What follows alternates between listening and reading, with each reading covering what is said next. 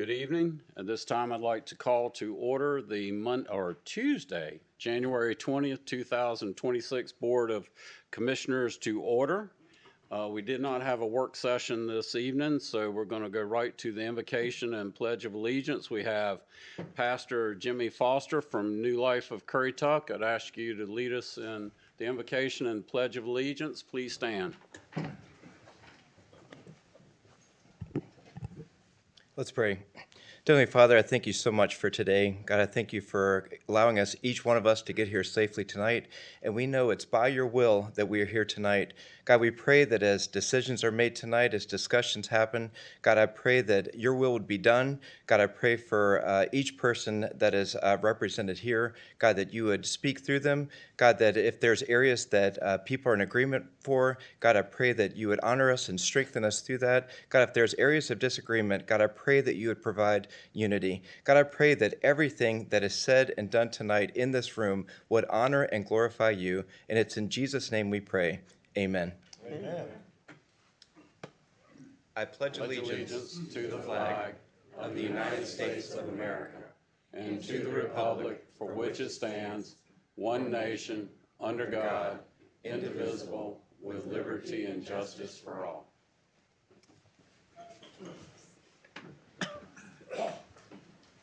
At this time, I'm going to ask the county attorney to read the ethics, awareness, and conflict of interest reminder. Pursuant to GS 153A-44, a commissioner has a duty to vote on matters coming before the board, but may be excused from voting on issues involving the commissioner's own financial interest, official conduct, or on matters on which the commissioner is prohibited from voting under GS 14-234 or 160D-109. In accordance with Chapter 2, Division 3 of the Currituck County Code of Ordinances, it is the duty of every commissioner to avoid both conflicts of interest and appearances of conflict. Does any commissioner have any known conflict of interest or appearance of conflict with respect to any matters coming before the Board of Commissioners in this meeting? If so, please identify the conflict or appearance of conflict. Board members, I will be recusing myself from item 1, PB 2522 Pine Island Commercial, because of a personal and business relationship with one of the applicants. So I'd ask the board to have a motion and have a proper vote on it at this time. So moved. Second. Have a motion, a second. All in favor, aye. Aye. Motion carries. Anyone else? Yeah, I do. Good. Good. Okay, You I just want to disclose that on the PB 2521, the Scarborough Eastridge Solar Farm, I did receive a phone call from a prior commissioner regarding this, but I did not get into conversation and told that person that they could show up to discuss it, anything if they wanted to, but I couldn't discuss it. And there were some emails that I did not open that were referencing this project too. So I just want to disclose that. 2014 and 2015, I did some contract work for the solar company. I think I bush hogged like 100 and some acres. And then in 2014, I did some contract labor work. I don't believe it was this one. It was a different solar company, but the solar in general. I think the bush hogging was for the same company, but it was like 11 years ago, 12 years ago, and then 11 years ago. The contract labor was 12 years ago, and that was not for this company. Will you be receiving any kind of financial interest on this proposal? No, I just wanted to disclose that I did work. In my opinion, I 11, don't think 12 that's a years ago. conflict, but. And go ahead, Ms. Rose. I too had a phone call about this 2 or 3 months ago before I even knew about it. So I didn't discuss it because I didn't know anything about it, but information was shared with me. Okay. And I did want to disclose on PB 2521 that I am an employee of Dominion Energy, and Dominion Energy does enter into third-party power purchase agreements with some of these solar companies. So they do have a power purchase agreement with Sun Energy One. However, my role with Dominion is in environmental compliance on coal and natural gas and biomass fired power plants. I don't have any involvement with any of the solar, any of the power purchase agreement area of the company. Okay, in my opinion, I don't think that's a conflict. Will you be receiving some kind of direct financial interest from this proposal tonight? No, Yeah, not at I all. didn't think so. Okay. All right. Next item is approval of agenda. I think we have one item. Yes, Mr. Chairman, I move to amend new business item 4, board appointments. Item A, remove the reappointment of Daryl Harlow to the Tourism Advisory Board. All right. We have a motion to amend the agenda. We have a second. Any discussion? Hearing none, all in favor signify by saying aye. Aye. Opposed, like sign. Next item is public comment. At this time, I'm going to open the public comment. We have 2 people signed up. Is, I believe, Kyle Rust. Yes, sir. My name is It looks better than mine. So if you give us your name and address, and you have 3 minutes. Right. My name is Kyle Rust. My address is 1077A Northside Road. My matter is revolving the Currituck Rodents. I've come to you before. The chili cook-off is February 21st. I'm still looking for a judge. If you can't make it, that's fine. I understand. But I will be sending an email. I did drop the ball in October, did not send an email, but we'll be sending an email to Send it to Leanne. Miss Leanne. Right. It's still Commissioner at .gov. Okay, perfect. Just reiterating that we are having it February 21st at 12 o'clock at the Scarborough Rowton Club. Yeah, that's all I have. So, anyways, Send the email, sir. I will. We should send Tony since he's Thank you. not Yeah. here. All Line right. Tony up. Next, we have Charles Gray. Sir, I see that you're running for commissioner. We don't do political speeches, but you can introduce yourself and tell us what you're doing. Thank you, Mr. O'Neill, Board of Commissioners, ladies and gentlemen. Yes, I am running for the Currituck County District 5 for Moyock. And I just wanted to put the face to the name. And if you want to check me out, I am on Facebook at Charles Gray, Currituck. Thank you, sir. Thank you, sir. Any All right, questions? that's it. All right. Thank you. That's all we have signed up for public comment. Is there anyone that didn't sign up that wishes to speak? Hearing none, I'm going to close the public comment. And I do want to, we lost somebody. We don't typically do this, but we lost somebody this week, Miss Angela Farrell, who was with the Volunteer Fire Department. I don't have all the information in front of me, but I think she had been there for many years, and Miss Rose is going to share that information. She was a valuable person in this community. Angela Barbie Farrell of Moyock passed away on January the 8th after a courageous battle with cancer. She was the wife of Kenneth Farrell and the mother of Casey and Amanda. Angela served as a volunteer firefighter with the Crawford Volunteer Fire Department for 38 years. She started her service in public safety with Pasquotank EMS, where she met her husband, Kenneth Farrell. In September of '87, she joined Crawford Township Volunteer Fire Department. She began attending firefighter certification courses and didn't stop there. She obtained driver-operator certifications and maintained North Carolina EMT intermediate certification. Angela raised a family that also served as volunteer firefighters, both Amanda and Casey. In 2018, she received the Crawford Chiefs Award.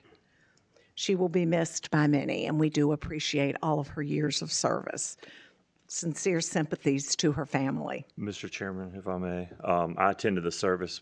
Crawford did an excellent job. I mean, you'd think of any volunteer fire truck that we have in this county, it was there. It was a very nice event. It was well attended.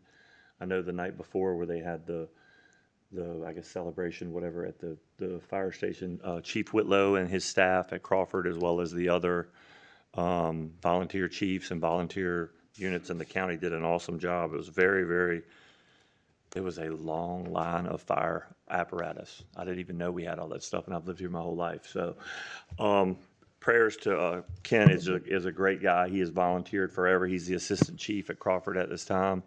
Angela was volunteering her last week.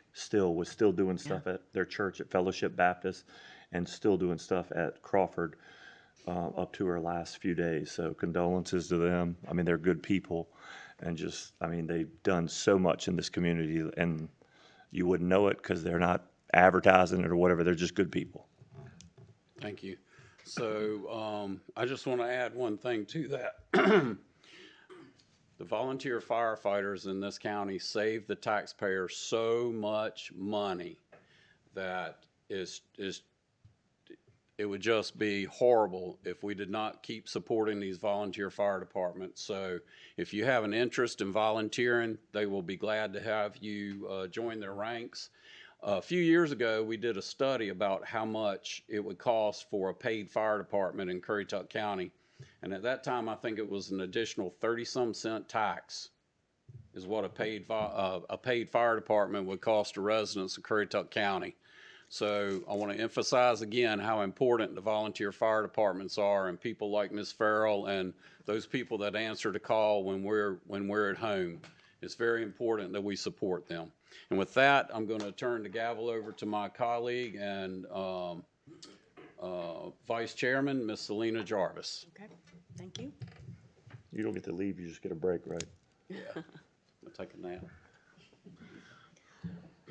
Our first item of business under quasi-judicial evidentiary hearings is PB 25-22 Pine Island Commercial. The applicant, Commercial Properties Incorporated, is requesting a special use permit for a shopping center, including a grocery store and contractor services. The property is owned by Turnpike Properties LLC and is located north of the Pine Island Fire Station, south of the Ocean Club Center, tax map 127, parcel 3M, Poplar Branch Beach Township. And anyone who's planning to give testimony needs to come forward and be sworn in. And that includes the public hearing. We may have to share Bibles at the front. Commissioner Jarvis, is there any? All right. Public comment and everything, yeah, okay. There's probably got to be Good more if that they don't want get to talk sworn than in, that. huh? There's probably more that probably want to talk than Well, that. that's, anybody, right. yeah, I mean, if anybody signed up for public comment. Yeah, I said that. If there's yeah. only one person signed up, I Okay, think. well then, that's, And he's there. okay. Do you swear to tell the truth, that the testimony that you'll give is the truth, the whole truth, and nothing but the truth? Yes. Okay. Thank you.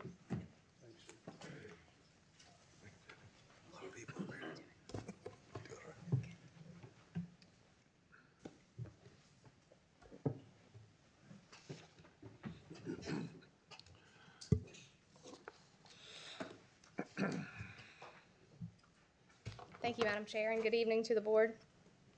This is a special use permit for a shopping center in Corolla within the Pine Island Plan Unit Development. This first map shows you an overview of the parcel, and you can see that the parcel is land hooked, and that this section and this section are land hooked together, so they're considered one parcel. But we're just focusing on the larger piece that's just south of the Ocean Club Center in Corolla. North of the Corolla Fire Station and across from the Southern Beach access, Yopon Lane. The driveway here is Old Stony Road, and this is the Ocean Club Center. The property is zoned SFO, but it does have that plan unit development overlay, so it's subject to the Pine Island master plan. So the most recently approved amended sketch plan designates about 7.5 acres of the parcel. This particular area is about 10 acres. About 7.5 acres are designated for commercial. This is the Imagine Currituck future land use map, and you can see that the property is designated as G2, controlled growth within our land use plan. This is a map that shows the significant natural heritage areas, and you can see that a good portion of the property is designated significant natural heritage area. I will note again, though, that the zoning is commercial. The most recent approved zoning was in 2016, when an additional approximately 4.5 acres was also designated commercial on this site.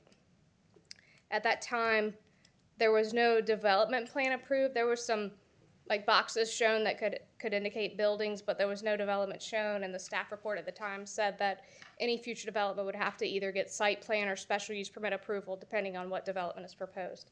And so since this is shopping center development in Corolla, it requires a special use permit. So in 2016, there was, the sketch drawing did show a possible grocery store. It did. It showed Okay, like yeah, a large structure, but that's not this. I can show you what it looked like in 2016. That's if you okay, like. I just had to put my That was when it glasses was a back Piggly Wiggly, I on. think. Yep. So the project area is about 10 acres. It's shopping center, proposed total floor area is about 58,000 square feet. Per the ordinance, there's specific language that special use permits for commercial developments in Corolla that are greater than 30,000 square feet have to have a special use permit. And with that, need an engineered traffic impact analysis report that's compliant with the ordinance requirements, as well as a stormwater narrative prepared by an engineer. And the applicant has prepared both of those things, and they are in your agenda packet. Just anecdotally, the shopping center triggering the greater than 30,000 already triggered the traffic impact analysis. That additional language that was added maybe a year or so ago triggers the stormwater narrative by a registered engineer. Ms. Turner, can you say what you said again one more time? What triggered the stormwater? So if you recall, there was a text amendment maybe about a year ago or so. The gentleman from Corolla had sponsored it, and it required that projects, commercial projects, mixed-use projects greater than 30,000 square feet in Corolla required a special use permit that also required stormwater narrative prepared by a registered engineer, as well as the traffic impact analysis. And I was just noting that since this is a shopping center, that TIA requirement was already in the ordinance before that change. They are proposing around 290 parking spaces on the site, which is consistent with the ordinance. Their primary access, you can see here, is located about 500 feet south of the Old Stony Road Drive. And then they're proposing a right-only exit about 200 feet south of Old Stony Road, which is consistent with our minimum separation requirements of the ordinance. But I also note that we did determine that parking lot cross-access standards of the UDO do apply to the site, and the applicant's prepared to address a small change to the site, or a change to the site, during their presentation.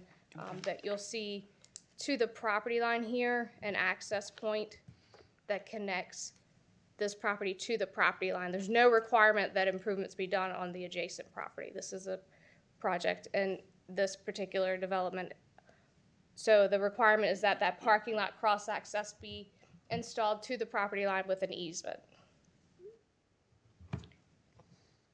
This is the landscaping plan for the project. There's a type B buffer here along the Audubon property. Major arterial streetscape out here on the front. And then throughout the site, there will be site landscaping requirements, vehicular landscaping requirements. Any lighting will have to be full cutoff and meet the maximum illumination standards of the ordinance. And you can see some of the dots here that you probably can't read. They're already showing some preliminary readings for what that lighting might look like. And this project, if approved here through the special use permit, will need major site plan review. So it will go back to TRC for full major site plan review.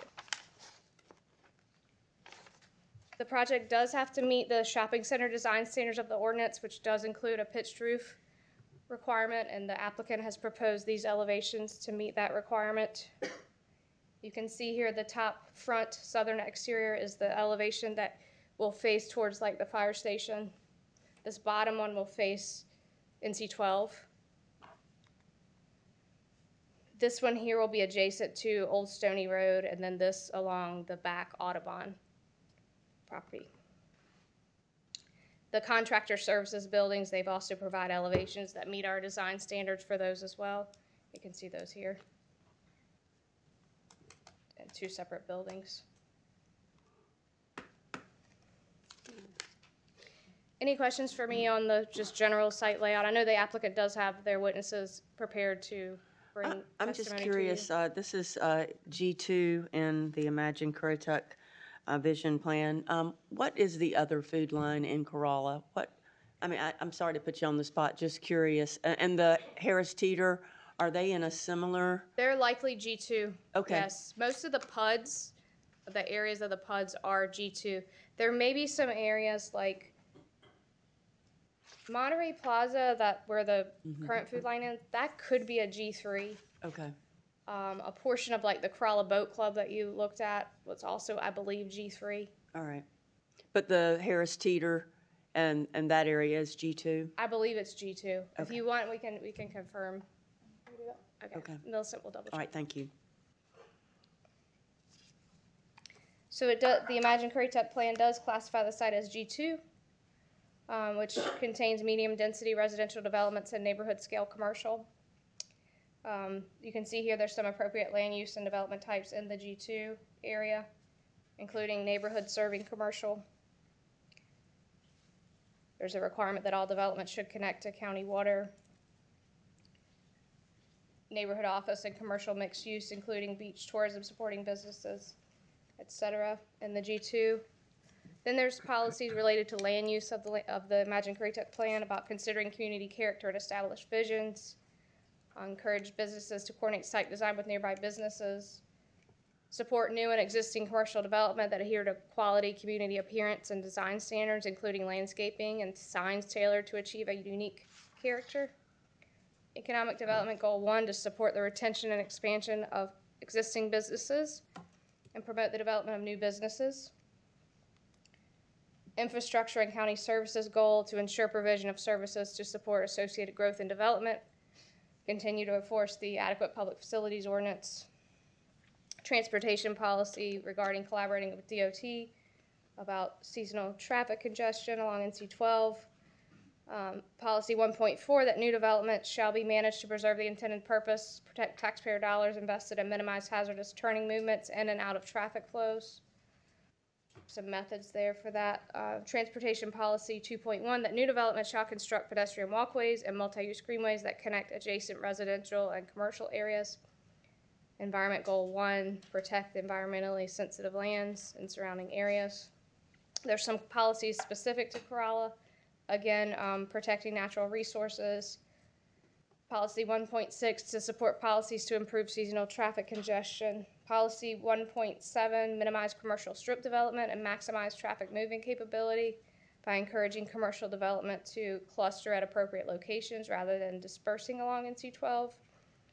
G2, which is relevant to that transect we were discussing, to concentrate commercial development in existing neighborhood nodes to minimize commercial strip development and maximize moving capability of NC12. And then G2 growth policy 2.2, to encourage existing PUDs, which is Pine Island Plan Unit Development, to continue to develop according to the master plan in order to achieve a more efficient use of land, higher level of amenities, and creative design. As you're aware, the special use permit may be approved on a finding, or shall be approved on the finding the applicant demonstrates the use is in compliance with the ordinance and will meet these 4 factors, including not endanger the public health or safety, not injure the value of adjoining or abutting lands, and will be in harmony with the area it's located, be in conformity with the land use plan or other county adopted official county plans, and not exceed the county's ability to provide adequate public school facilities. TRC did review, and the special use permit application does appear to be in compliance with the UDO. I did mention the parking lot cross-access that the applicant will show you their plans for providing that. And then, as I mentioned before, a major site plan must be submitted for review and approval prior to construction. And that's what I have for the board this evening. I'd be happy to answer any additional questions. Anybody have questions for Ms. Turner? Ms. Turner, I do have one, and this might be a question that will be answered by the applicant's experts when they come up to testify. But I did notice in the package when we talked about traffic, it appeared that some of the traffic numbers were generated off of an annual average, and I just wanted to make sure that peak tourist season sort of numbers were looked at during this. Do you know if that was the case? I'm not sure. I'm not sure, but I believe the engineer is here. Okay, thank you. Anybody else have questions? Okay. Pedestrian walkways, do you feel they're sufficient? What's planned? Well, they meet the minimum requirements of the ordinance.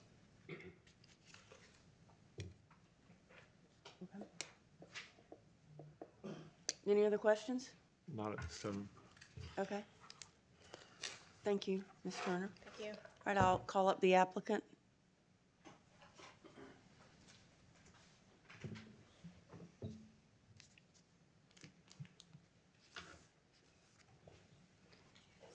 And if you'll start with your name and address. Yes, ma'am. Let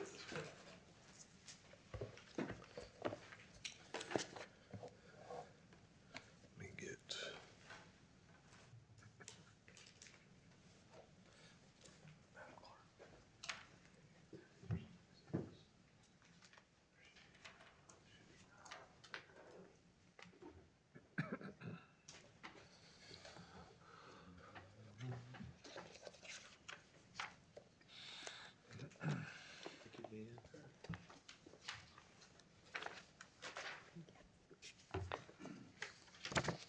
Thank you.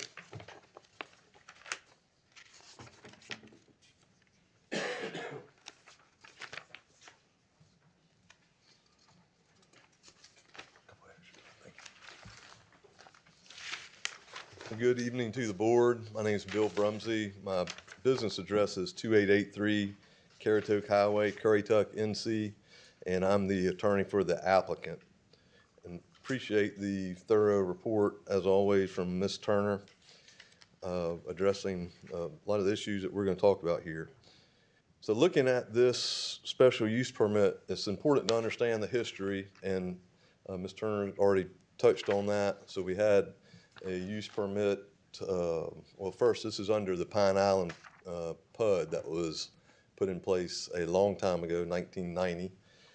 In 2014, the Board of Commissioners approved a commercial allocation of the property of 3.5 acres under a use permit, amended sketch plan use permit, and then in September 19th of 2016, the Board of Commissioners approved an amendment to that use permit to create the commercial allocation that we have in place now that Ms. Turner touched on. In your exhibits that I've handed up to you, you will see Exhibit 1, which is the minutes from the Board of Commissioners meeting on September 19th, 2016. And then Exhibit 2 is the use permit itself that was issued there. So the witnesses that we're going to bring up today are Mark Bissell, Andy Deal, Jason Clapp, and Greg Bourne. And those witnesses will present competent material and substantial evidence that the elements required to be met for the special use permit are in place. So first, the use will not endanger the public health or safety. The use will not injure the value of adjoining or abutting lands and will be in harmony with the area in which it's located. The use will be in conformity with the land use plan and other officially adopted plans, and the use will not exceed the county's ability to provide adequate public facilities. Mr. Bissell will give an overview of the project and will touch on items 3 and 4. Mr. Deal will testify and offer evidence on item 1 as it relates to stormwater management. Mr. Clapp will testify and offer evidence on item 1 as it relates to vehicular traffic. And Mr. Bourne will testify and offer evidence on item 2 as it relates to valuation and harmony with the existing areas. All right, so first, I'd like to call up Mr. Bissell. Mark.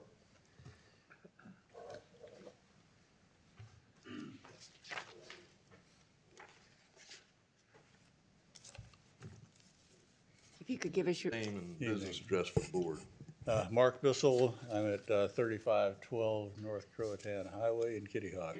All right, and explain your training and experience as it relates to this project. Well, I'm a professional engineer, registered in North Carolina since 1982. I have been, I graduated from Duke University in civil engineering. I have been practicing in Currituck County on projects like this for more than 40 years now. I started when I was 15. Yeah, that's good. You're aging well. And have you been previously admitted as an expert here in Currituck County before this board? I have, Many times. many times. All right. Please give the board an idea of your role in this project, what you did to supply the evidence that you're going to supply. Well, I reviewed the site and the site history and previous plans that have been done, and evaluated the goals of the property owner and the developer, and reviewed the UDO requirements for this type of development, and came up with a master plan for the development of the site that would be in conformance with the county's UDO. All right, and if you want to give the board a rundown of the project, and then we'll ask some questions. Mr. Brumsey, Yes. just let me interrupt. I'm assuming you're tendering him as an expert. Yeah, And just yeah. make sure that there's no, any Yeah. objections from anybody As on the an board? expert, excuse me. Okay. Please proceed without objection. Thank you. Well, first of all, I just want to show some context here. This is, as Ms. Turner said, an 18.5 acre site. We're focusing on the 10 acre part that is to the north of the fire station here. Mr. Brumsey did provide some history of the site. Again, it's been approved as a PUD for over 35 years now, and so the amended sketch plan that was approved in 2016, again, approved this for 17.5 acres of commercial development and 60,000 square feet of building area. And then a clearing and grading permit was issued by the state and by the county in 2024 to begin site work. And that plan was paused while this particular developer gained interest in the property, and said that the property could then be more tailored to this particular plan.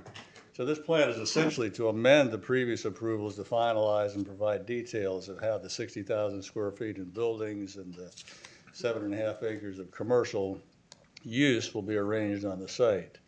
And it consists of then a food store and 2 contractor services buildings. And these are buildings where, say you have an electrician or an HVAC guy who is servicing building repairs and maintenance to rental cottages and so forth.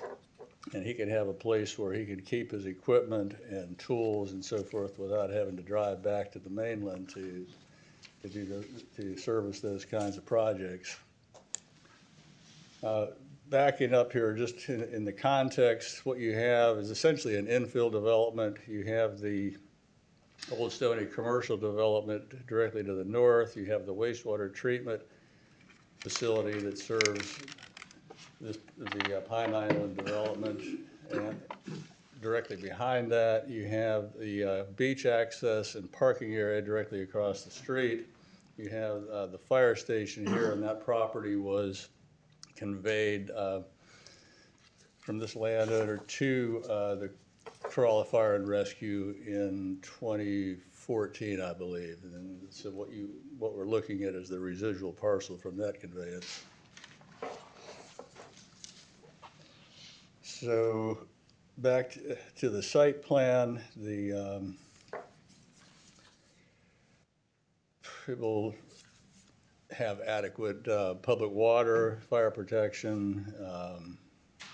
There's sewer capacity available in the existing wastewater treatment plant. And so adequate public facilities will be provided and there will be no harm to the public safety in those areas. That is essentially the plan. We have, as Ms. Turner indicated, an entrance here. We're going to have some truck traffic that will be circulating through, and deliveries will be made to a loading area here.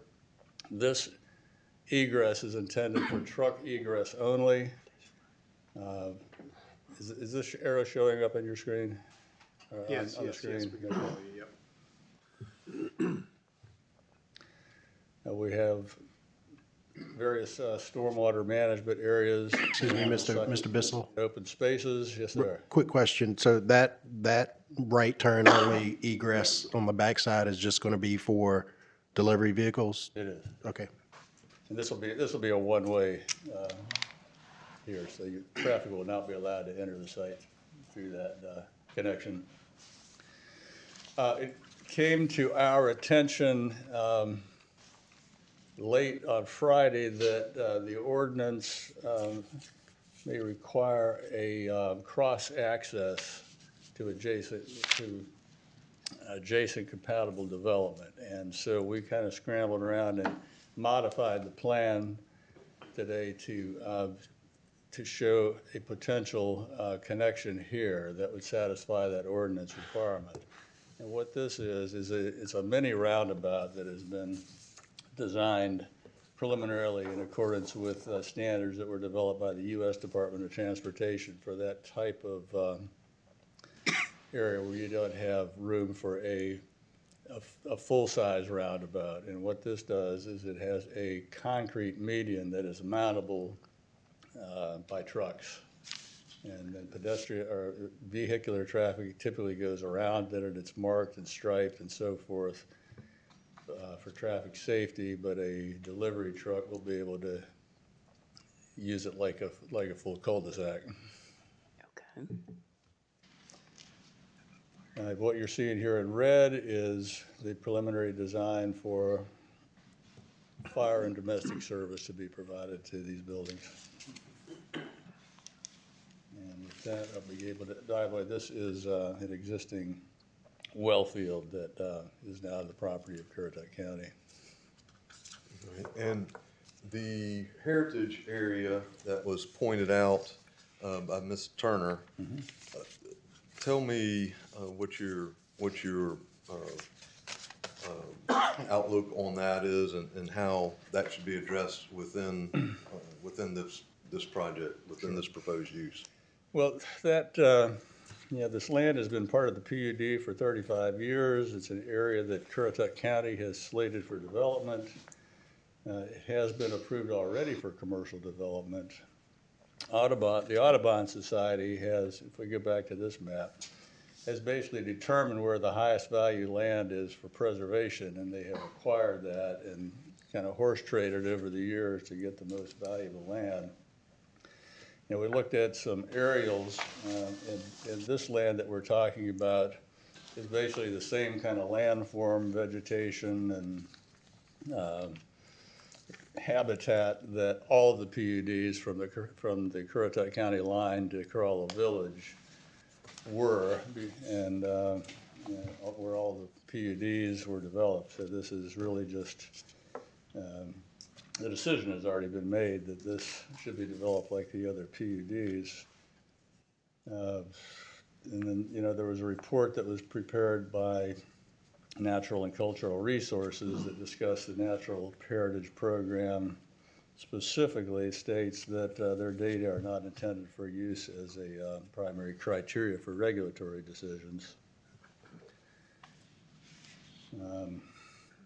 The land all around the site has been developed with compatible uses, except to the west where it's being preserved, and we're providing a buffer to that Audubon property. So I feel like we're not here to determine whether the site should be developed, but we're really just here to talk about what the best way to develop it is. All right, and let's talk a little bit about the conformity with the land use plan and other adopted plans. So is the proposed use in compliance with the Imagine Currituck 2040 plan? It is, and there are several policies, land use policies that we can cite. Policy 1.7 to minimize commercial strip development and maximize traffic moving capability by clustering at appropriate locations. Land use policy 1.3, considering community character and established visions for the community. Land use policy 2.1 to concentrate commercial development in existing neighborhood nodes to minimize strip development. And of course, we're just expanding the existing node and actually infilling between the existing commercial area and the fire station. So we have municipal property to the south and commercial property to the north. Exactly. To encourage development at appropriate densities for location and consider factors including soils, infrastructure, et cetera, the type and capacity of sewage treatment available to the site, transportation facilities, and those facilities are all available to the site. Also, land use policy 3 to support new and existing commercial developments that adhere to quality community appearance and design standards, which these do. Then economic development goal 1 to support the retention and expansion of businesses and promote the development of new businesses, especially those that help diversify the local economy. Infrastructure and county service policies 1.1, where the costs of infrastructure, facilities, and services are borne by those creating the demand, which is the developer. And then, of course, services policy 3.1, connecting to the county's water system at the expense of the developer and providing those impact fees. So yes, I think it's supported by a lot of the county's land use plan goals and policies. In your expert opinion, the use will be in conformity with the land use plan? Yes, sir, it will. And any other officially adopted plans? Yes. Okay. And this is, the proposed use is commercial, so explain the effect that will have on public school facilities. Well, it will have no effect whatsoever on public school facilities. All right. Anything else that you want to add? No, but I'd be glad to answer any questions. Anyone have questions for Mr. Bissell? I do. Okay. Transportation policy 2.1, new development shall construct pedestrian walkways and multi-use greenways that connect adjacent residential and commercial areas. Can you elaborate on that with this? So we are providing a multi-use path connection through the property and up to NC 12 and then through the property. And this is in accordance with the non-residential design standards for large commercial development that you see. The existing walkway there's an existing walkway here. And we think, eventually we're expecting a traffic signal to be here, and that might be a good place for a crosswalk to occur to maybe connect those up at some point in the future. Is a traffic signal part of this project at this time? Yeah, it's been recommended. So is there a connection to current residential areas near this, or? The walkway for the residential area, let me just back up to it. What you have over here in Pine Island is that the backs of the houses back up to Route 12 here, and the walkway is actually on the other side of the houses through here. And that connects then to the beach access over here, and we don't really see a good way to make that connection. Thank you. Other questions? Okay, thank you, Mr. Bissell. Thank you. All right, Mr. Deal?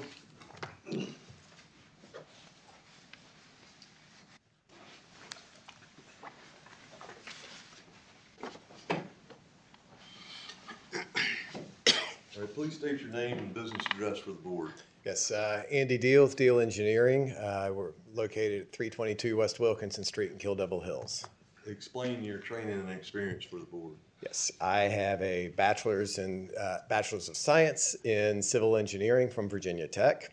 I've been a professional engineer for just under 29 years, and I've spent the last 26 years here in Eastern North Carolina, particularly with a focus on stormwater design, but doing all civil services.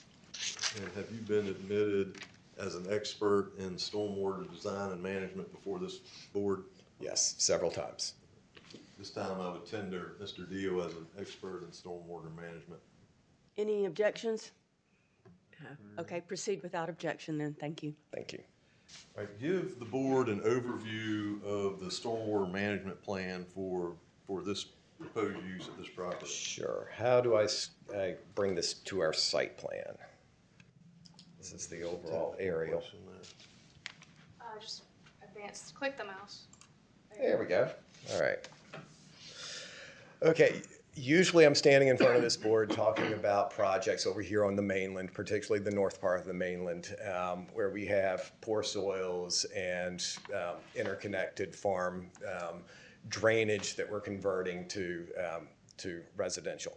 This is a very, very different site, very, very different place. On the Outer Banks and in this area, we have great Kerala sands, very sandy soil, high infiltration rates. And so it's a very different design concept.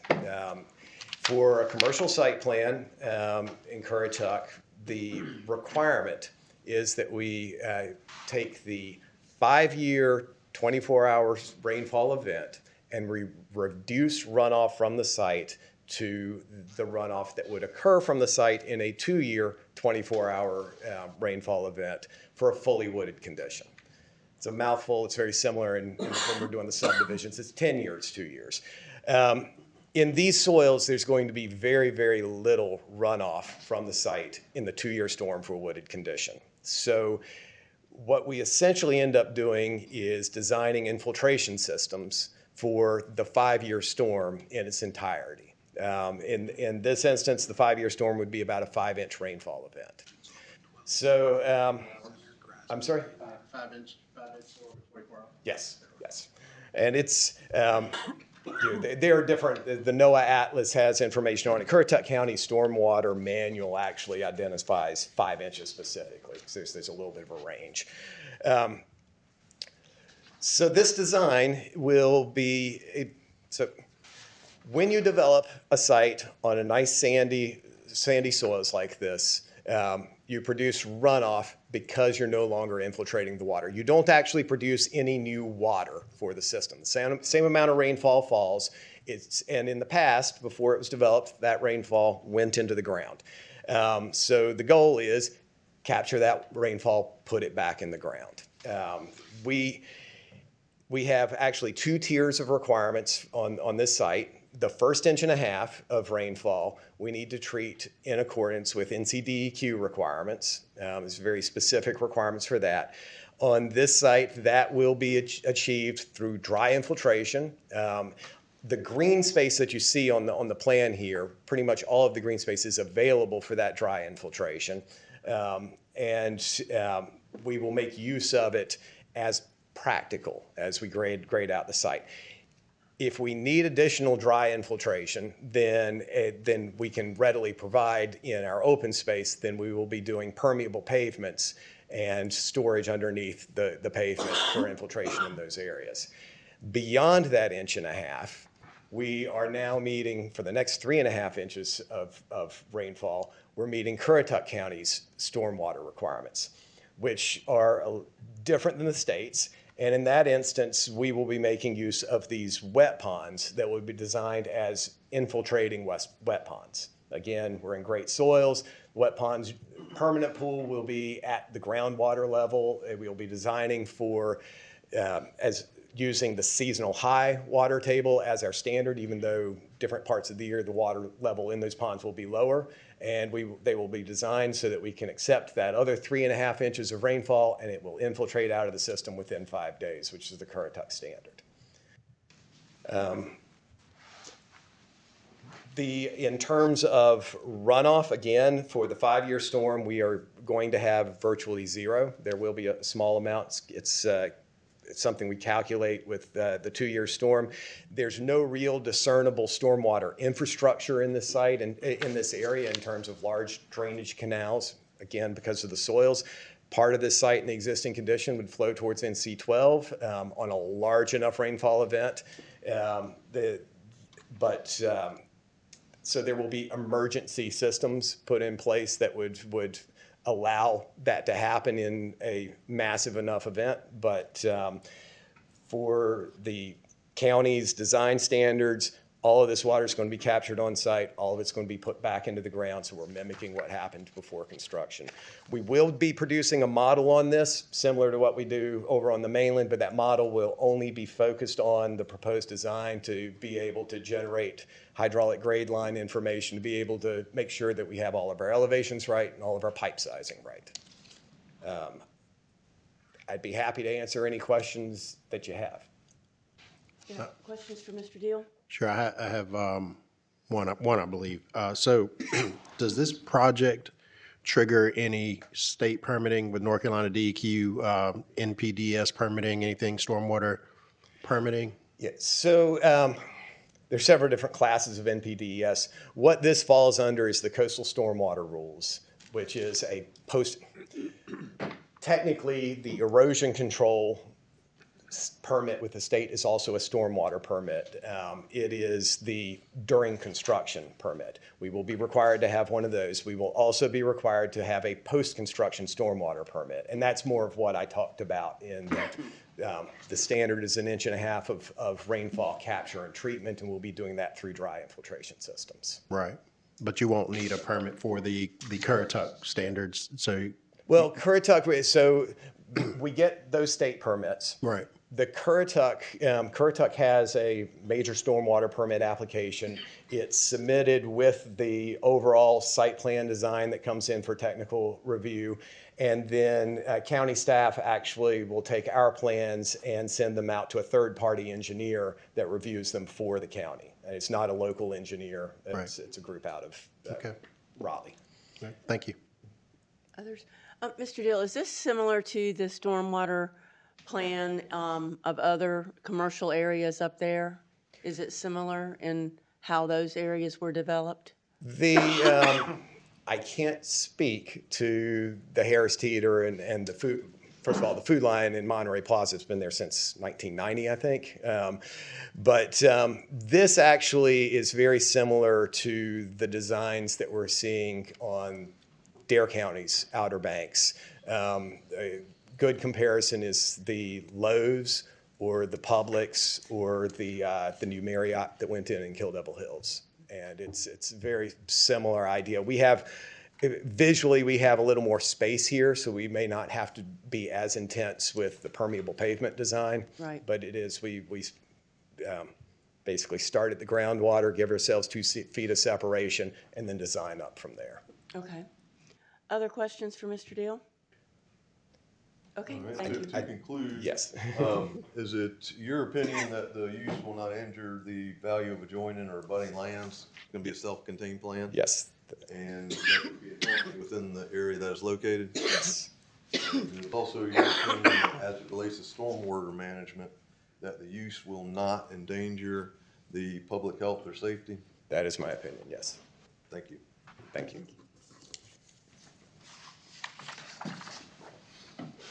Clap.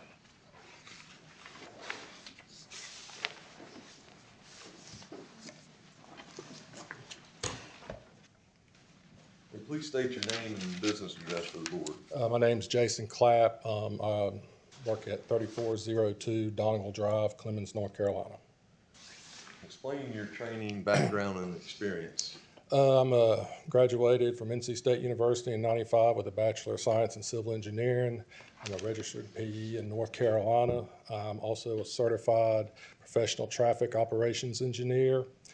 I've been performing traffic analysis and preparing traffic studies for over 25 years in both the public and private sectors. And have you been admitted as an expert witness before tonight? Not here, but yes, Yeah, in other previously. boards. Yes, in other boards. All right, and tell us what your role in this project is. I was asked to take a look at the site plan and give an assessment of the traffic. Excuse me, Mr. Operation. Brumsey, are you tendering him as an expert witness? I'm tendering Mr. Clapp as an expert. Thank you. I apologize. Any objections? Okay, proceed without objection then. Thank you. All right, and did, as a result of that, did you prepare a report? Yes, we prepared a traffic impact report and submitted it to the county All right, as and part that- of the Correct. process. And that report is in your package, part of the staff report. All right, give the board a rundown of the report, and then we'll respond to any questions that they might have as we talk about that. Well, when we were brought on, the first thing we like to do is take a look at the site, get an idea of what the traffic generation is going to be for that site. Then I kind of looked and evaluated similar developments along NC-12, particularly up north at the Harris Teeter and the Food Line developments.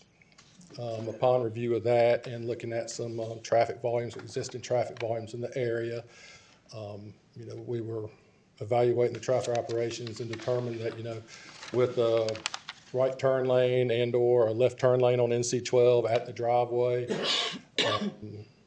the traffic could be accommodated adequately. We have proposed a traffic signal as part of those improvements, and we've been coordinating with NCDOT, and further analysis and study will be prepared as part of the driveway permit to finalize storage lengths and phasing and everything for the traffic signal. But answer your question about the future traffic, yes, one of the big things was the traffic signal, was to get the traffic signal there to help during the peak season, knowing that a lot of people are going to be going in and out of a grocery store on the way in. The traffic signal there on the ingress and egress. Yes. In all our previous analysis, we've determined that it would adequately accommodate the traffic with that one ingress and with the turn lanes, and the signal would help during the peak season to minimize congestion. And My thing, and that's what I was actually saying something to Commissioner Breathwaite about, is not sure, because I can read the plans, but as far as how far that is from the entrance of the fire station ballpark, it's probably about, what, a quarter of a mile maybe, or maybe less than that? Yeah, I think this was about 500, so it's probably about 400 feet or so, maybe, a little. Oh, so it's even less, okay. Yeah. Yeah, I was just curious, because like I said, I know as far as if there's gonna be a stoplight there, if fire apparatus is coming out, going that way on 12, like I said, we could. Yeah, our biggest focus was, to make sure that we could minimize the congestion, get traffic, getting turning and volumes out of the through volumes so people could, we wouldn't hinder traffic flow in the area. Signal will certainly help that during the peak season. Are your average daily trips based on summer traffic? Or is it overall average? The one in the numbers referenced in the report are your annual average daily traffic volumes, which are, you kind of based and they adjusted on seasonal, but as part of the future analysis, seasonal adjustments, and, to accommodate, and that's why the signal is very important, we feel, to have that, because the season traffic will certainly be heavier during those peak seasons, and that's, what will require some of the further analysis and study with NCDOT for the determination of all the improvements at that driveway. Okay. And we will certainly be looking at the peak season. Are the peak season numbers in the report, or you haven't gotten them? Excuse me? Are the peak season numbers in the report, traffic numbers in the report? No, not in this report. They haven't been identified. I can give you an idea. Based on probably the volumes we're looking at, you're probably in the peak season, you're probably looking at about, on the highest peak day, which would be like a Friday, you're probably looking at somewhere around 13,000 vehicles per day with people coming in on the. That's a busy stretch of road in the summertime. That was like a July in on a Friday. So that's where the signal definitely. And you said the signal would be seasonal? No, we would propose it to be there, but during the season, it would certainly be a bigger impact to help. Right, okay, so it would Manage the be, congestion. a full-time signal. Yeah, I don't think NCDOT would want to have a seasonal. It's just confusing if people get used to it and then you turn it off. They get used to that. And then, especially tourists coming in, not familiar with the area, so it would be a full season, Okay. full annual Year-round, yeah. operation, Yeah, year-round. year-round, okay. All right, and talk a little bit about the right exit there. Oh. One of the board members had a comment or question with that Yes, right exit. yeah, that would not be a two-way. That would be just egress for the trucks, that the trucks would be coming around, they would unload from the back, and then they would continue out. And this, if you compare it to the old plan, you can kind of see where it's already kind of been adjusted some based on some conversations with NCDOT. They didn't particularly like the angle it was originally coming in. So as part of this new plan, we took the opportunity to kind of realign that and make it come in at a more perpendicular angle for better sight distance and everything that they had expressed. But yes, that would only be an egress movement, and most likely, and it's my understanding that a lot of the trucks typically are delivering during the off-peak. They like to come in the morning or later afternoon, so they're not interfering with the heavier traffic volumes during peak times. What kind of deterrents are you going to use to keep folks from trying to make that turn in there? I can imagine some folks might try to get in there if they had a way to get in. Well, that'll be something we'll have to work out probably with NCDOT. Armed Certainly, security. With signage and everything, but, certainly the only people that would be using it, I mean, certainly not many people are probably going to come up, bypass the main access, and then try to turn in to go behind the building. So all the signage or anything would be kind of directed towards. And like I said, most of the time, the trucks I know at the other site, those come in like at the office of off times. Is this one, and I know it's way preliminary, if approved, is this one going to be a 24-hour like the other one? That might be a you question. I mean, I'm just saying, far as like them dropping off. He's just the traffic guy. Yeah, that's what I'm saying. I didn't, yeah. Can I ask a question about the roundabout at the back? I'm a little confused as to the purpose of the roundabout, and it does spill out to Old Stony Road, it looks like. Is that for commercial and business traffic? I mean, for people to come in from Old Stony Road? Well, I think, and I hope I'm presenting this correctly, but as per the ordinance, there has to be an additional connection potentially to it. So this was designed for that connection So, back yes, there. in other words, And right? before, excuse me? So, yes, it's. Yes, okay, yes. okay. People could come in, but it's a one-way. They could only come in and then head out. They can't go behind where the truck, but this would, if a connection was made to Old Stony, and there was a truck turnaround there, so that's what we kind of came up with, because the truck needed to come in, and we took that mini roundabout with the mountable center island to allow that, because just having them come straight in and the turnaround was not. So the trucks It'll be won't similar to utilize the that, roundabout, where is it that what can you're dump. saying? No, just when they're coming Into in, that, like so on it'd be the exhibit, you'll see that they kind of encroach on the island, but it's just because they're swinging out to get to the back of the thing. They would not be using it to come back out.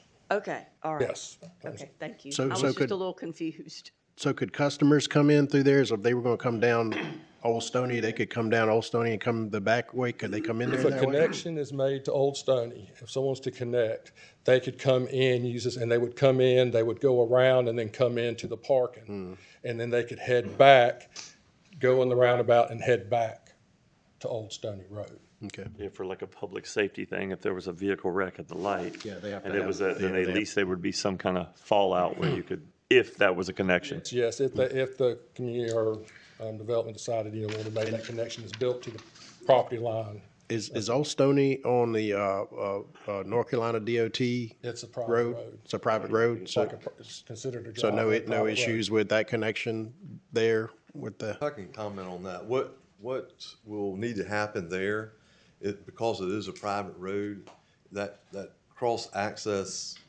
easement that will need to be negotiated between this property and the owners of that adjoining property. So that's something that will have to be worked out amongst the owners.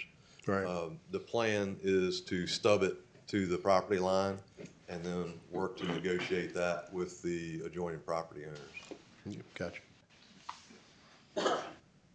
And if you don't work it out with them, then you'll have to come up with another driveway, so to speak.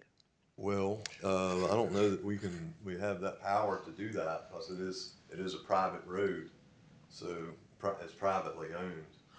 No, what I'm saying is if you can't work it out with the private road owners, you'd have to come up with another one somewhere on this. Touch on that. I'm not sure, I'm not sure how the ordinance, I think they've met the ordinance by providing this to the property line. In all our initial analysis, we focused on mainly one driveway. You know, to Okay. minimize the number of connections. Now, there is the second drive, but it's just an egress only for trucks. But all our focus has been on the operation of the single access for the grocery store and the office. So,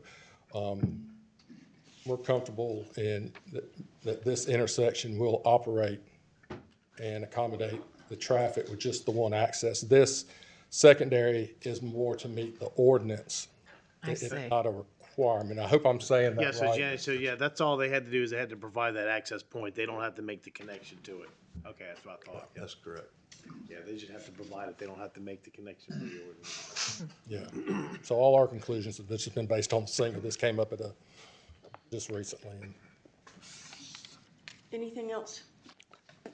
One quick question again, and you may not know the answer to this, and it may be outside of the scope of this project, but the fire station, are there any plans to, provide a light there at the fire station, or because as Commissioner McCord said, that is a pretty short distance there, and there's a bend in that road there, so.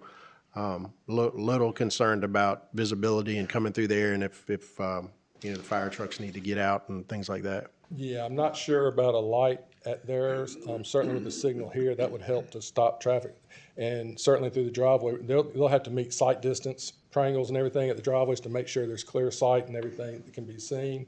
I don't know, it might be a possibility. It's something that could be discussed. I'm not sure how it would work, but maybe some kind of, if the fire trucks needed to get out, if there was something they could push that, might stop traffic. Like a plunger where they had like something on the. Yeah, that they could kind of slow traffic or stop traffic, or to notify them that, like a lot of times they'll go into blink mode to let them know that the traffic's coming out. Right. But as far as I know, and at this point, there's not a signal being proposed at Gotcha, okay. the fire station entrance as part of this project. Yeah. Thank you. And as to the traffic generated from the use, is it your opinion that the use will not endanger the public health and safety? Yes. Thank you. That's all that we have. All right, thank you. Mr. Bourne?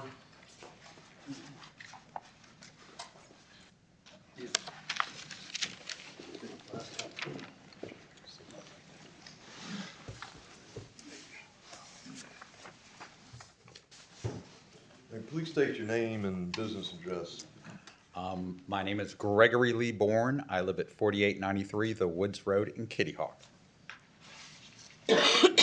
For the board, your training, background, and experience.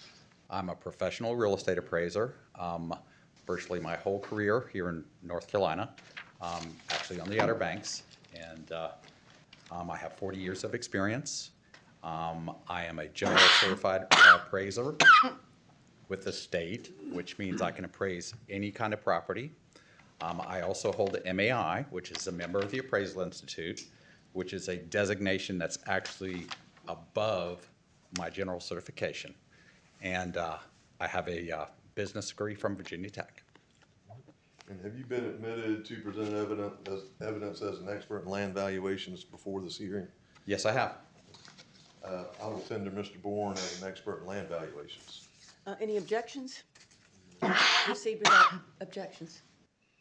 All right, explain your role in this project for the board. My role is different than a typical appraisal. Typically, I value a piece of property, like a office building, retail building, but in this case, it's a market study. And the market study is to answer the question, does this project or the value of adjoining or abutting lands and will be in harmony with the area in which it is located? So please relay to the board what your findings have shown with this particular use. If I could put up the aerial so I can show the adjoining properties.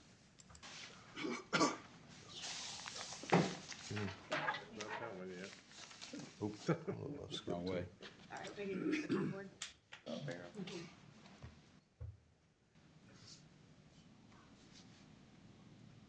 Okay, very This one? good. Yes, ma'am. Okay, basically, the adjoining properties are to the south, the fire station, the water plant, to the west, vacant land, that's the Audubon. To the north, existing commercial development in Old Stony, along Old Stony Road, and then the wastewater treatment plant. Across to the east, across Ocean Trail to the east, you have open space for a section of Pine Island. You have the beach parking with the access and bathhouse.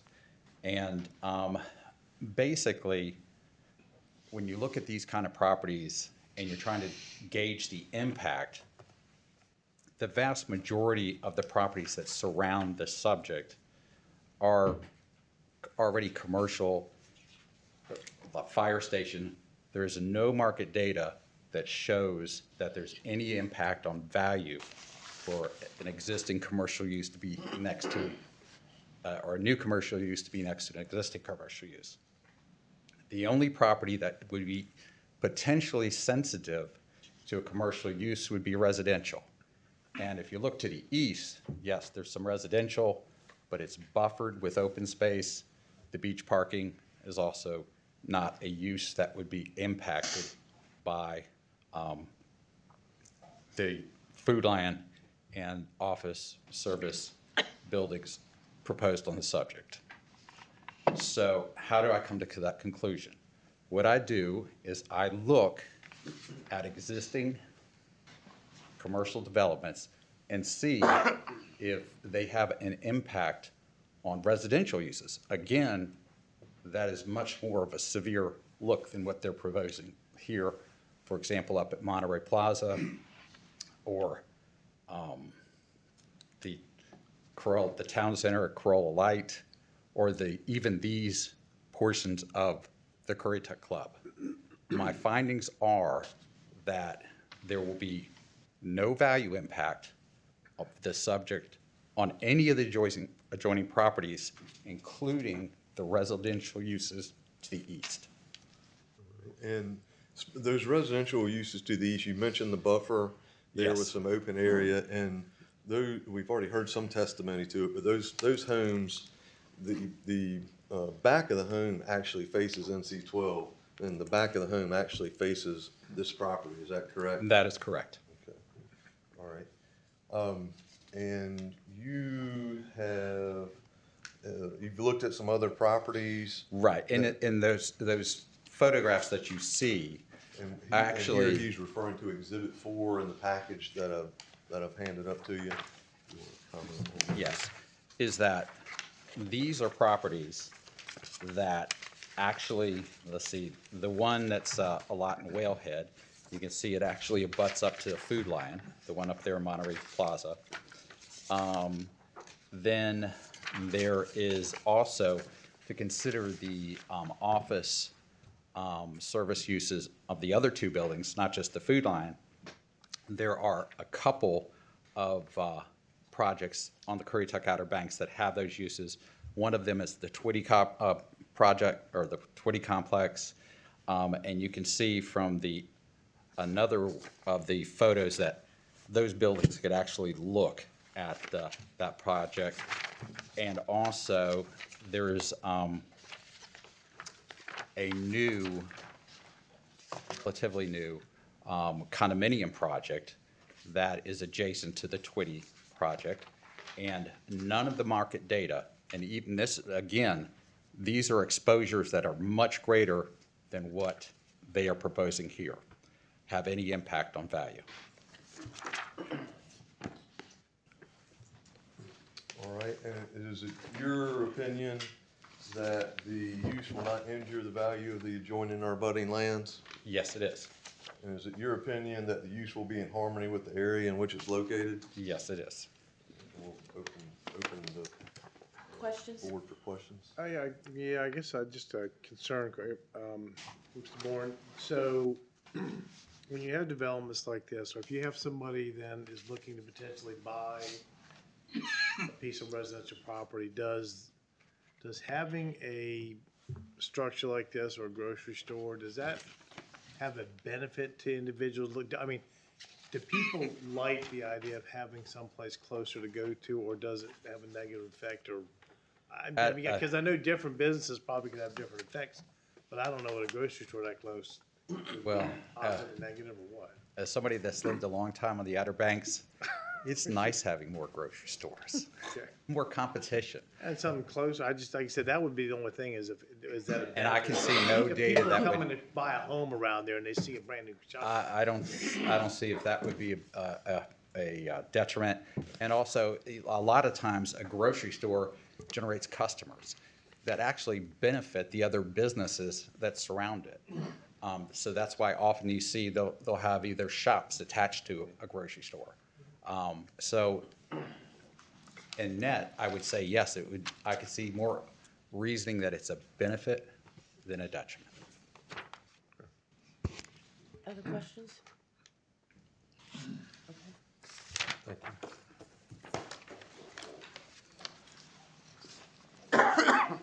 So that concludes our evidence. We would ask that the exhibits 1 through 4 be admitted, the applicant's exhibits 1 through 4 be admitted into the record.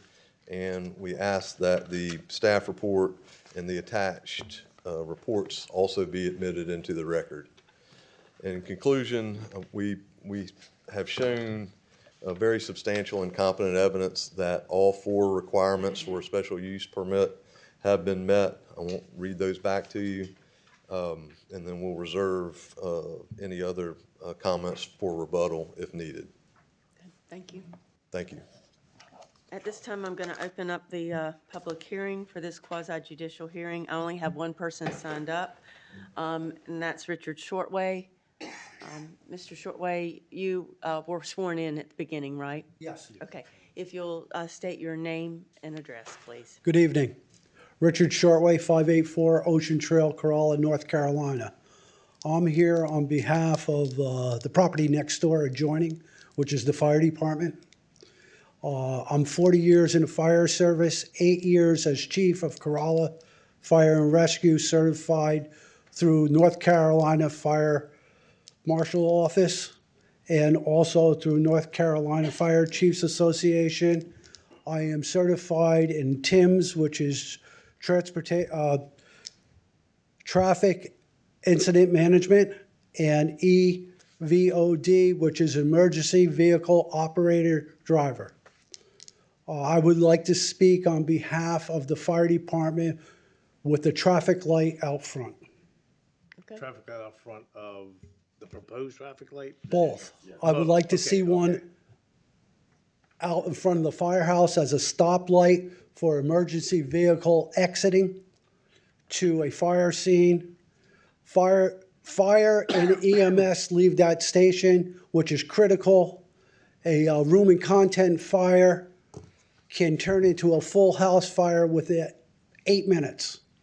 Our response time is right now at 4 to get to a fire. We also have a contract with the county that stipulates how long we have to get to a fire. The traffic light is a great idea for the development, but if you take leaving the firehouse, a fire engine is going to pull out to a red light and people are parked there. Where are we going?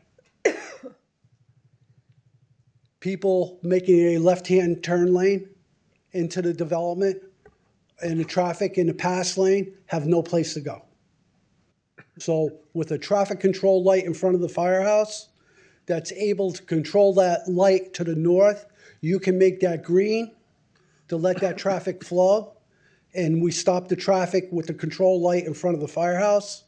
It allows the fire equipment to leave and ambulance to leave the firehouse without impeding the traffic. With that, I mean, obviously, my public safety background, he's making a super valid point, but like, who would be responsible? Well, I think DOT Would that, would would have- DOT, would that be something, I was gonna ask that maybe to the attorney. In the- But yes. In the Yeah. paperwork I gave you is the DOT regulations for whether we can have it or not. Being on the curve and also with the traffic signal above it stipulates yes. But it's something that I think with this project going in is creating more traffic in front of the firehouse. They can be backed up in front of the apron or the driveway of the firehouse because it is only 200 feet, the light is 200 feet north of the driveway. You know, so you can have cars backed up. As we know, we are a resort area. 50 to 60,000 people come in on Saturday and Sunday. Our traffic Saturday and Sunday, not weekdays. The only traffic on weekdays is on a rainy day. So, You Ms. know. Attorney, is that something that, because it's a fire station, would the county apply with the state and request that, or could that be with the applicant, or would the county would request that from the state? Well, I don't know who would Could we, even- apply. even I if mean, the- even if the we can't project wasn't control there, that. Couldn't we apply? Can we advocate for it, We can, though? I mean, we can advocate for it, but that's something ultimately it would be up to NCDOT. I mean, even if this project wasn't before us, we could still advocate and we could request that light be Yes. there because of the curve and the situation it's at anyways. Yes. But it would just be more beneficial with the project here to have it anyways. And we can advocate that and request that. Yes, yes, but we don't, you can't control that, but Understand certainly that, but we can, can really can push request. Chief, Can I ask this, like Chief Shortwave, as far as if a plunger was, when I say a plunger, I'm not talking about for the commode, I'm talking about a plunger for the flash, traffic light. So would a plunger, if y'all had access to a plunger, and this is just hypothetical, that would help, but, I mean, would you still need the second light, in your opinion? And I know, like I said, okay, It's because you could have the traffic backed up right in front of the firehouse. and you couldn't even get out, yeah. Yeah. So. Well, I know in Grandy, they got that plunger because it's a curve right there in that. Right, so And I at mean, we Grandy, have they one turn for the the- light on. Yes. But at the same time, with the other traffic light, they could wire that in so that when you go red, you make that northbound green. That being so close, yes, they can Yes. tie the two in. I Right, think it so- was stated it was like 400 yards or something. No, he No, said it's it was 200 200 feet. feet. It's 200 feet. Feet, okay, gotcha, Yeah. okay. So you could make that green, that'll allow the northbound traffic to move out of the way. Okay. And the other thing is, we're not opposing the supermarket. We're looking at a safety issue Oh, yeah. that needs to be addressed because getting apparatus and ambulance to scenes is critical. And I was just making the point that, yeah, we could ask the applicant to advocate for that, but on a separate issue, the county can advocate for it as well. So you got two different people requesting it, and there is a good reason for that. Right, and you can't make that a condition of approval. No, it can't, Right. but as the board, we could Right, advocate correct. for that. Any Thank other you. questions? No, I mean, just, I guess maybe to the applicant, they wouldn't have an issue with the plunger one. I wouldn't see why they would, because for public safety, and then the second part, Condition. can we Well, make they- the plunger a condition? We can't make that a condition. No. Not even, So that has to be addressed separately. Which we can as a board to the state, and Right. I mean, he's making a valid point that, I mean, and obviously, like, when you have 50,000 people come in on Saturdays and Sundays, I mean, they're on vacation. That's all that matters to And I them, so agree, they don't that's care why about the. We need to, as a board, either way, wherever this goes, we still need to do that, yes. Right. We just can't, I don't think we can make it a condition. Correct. How, I mean, let me All ask right. this if I may. How are, I mean, like, I mean, I can name all the spots in the county, obviously from my day job, where there's accessible plungers, not, again, talking about toilets, but plungers to the lights. For those watching at home, I mean, like, how are they getting, I mean, well, obviously we're getting them from NCDOT, from our local people. Right. So that would be something that NCDOT would have to do. Right, but But we could can't make that a initiate- we could condition of initiate that, approval. though, right? Yes. Because we can't Yeah, we control what NCDOT Yeah. Yes, well, agrees we to can do. Absolutely. Yeah, push I that think hard. we You can should. advocate for it, you can request it, but you cannot make that a condition upon approval. Anything else for Chief Shortway? So currently, the fire department does not have problems with traffic backing up for a stoplight that is down there now. There's not one there now. There's I no know traffic there's not light. one there, but There's no there's one traffic light somewhere there. down there. Yeah, there's a traffic light 2 miles down the road. Okay, and that doesn't affect, Doesn't affect the firehouse. okay. But my question, can the developer be required to pay for that traffic light if DOT approves? To be Again, none of connected, that can be conditioned upon. to be none of that can connected be in part of with the the other condition. traffic light that's currently there. Legally cannot be. No. Okay. Even though It this was So just we've an heard your suggestion. concerns. No, we and we've agree. heard- I just Yeah, find we've legally heard your what we can't concerns. get. Yeah, yeah. And I think it's the position of the board that we would advocate and plead our case to have both of these lights for public safety. Yeah. public safety, Thank you. absolutely. Yeah, it is, but again, just the legality is what we can't put, but Well, can the. can I ask a commission- question? Absolutely. To the attorney? Um, And like I said, and I'm not by any means, Let me, or let well, me. to our attorney, sorry. Let me close the. Yeah, go ahead. Okay, I'm gonna close the, public hearing and, Mr. Brumsey, if you wanna come up and do a rebuttal. Could I request this to be put into the record, the folders I gave you? That's, We object any yeah. non-competent evidence coming into the record. okay. And if I may, Madam Vice Chair, the contents of this information includes how the traffic would impact public health and safety, which according to 160D and the general statutes, that does require expert testimony. Okay, So I agree with Mr. Brumsey on that. thank you. The kind of, well, All right. Well, ask your question, Kevin, go ahead. I'm not against the grocery store because like I said, it's probably something else that's needed on that part of the county as well as Dare. Duck would probably use it as well. But I mean, far as I would beg to with the, like I said, the training and expertise that Chief Shortway has as well as there. I mean, he has the different, some of the certifications he stated. I would think they would, maybe deem him to be an expert where he has the incident commands and all those other different trainings that he has. But I didn't hear anything about being a traffic engineer no, I don't. or anything along those lines. But So I it would mean, if he require has the something training along. for some of the things that he stated, I mean, like I Right. said, it's not like something that you take online that's 2 Apparatus hours. in and out, yes. Yes. Yeah, I mean, like I said, and I'm not against it, and I think the traffic light and the plunger would probably help for the most part, but, Absolutely, it would, so. and I don't think they would object to that. No, I know we not can't at make it a all. condition. I know we can't make it a condition. And the property owner is very much in favor of increasing public safety. And in fact, the property owner donated the property where the firehouse sits yeah, I was gonna say. to the fire station. I So thought so. obviously very important part of the community. And they're willing to do whatever they can do to coordinate with Chief Shortway. with Chief Shortway to make that work there.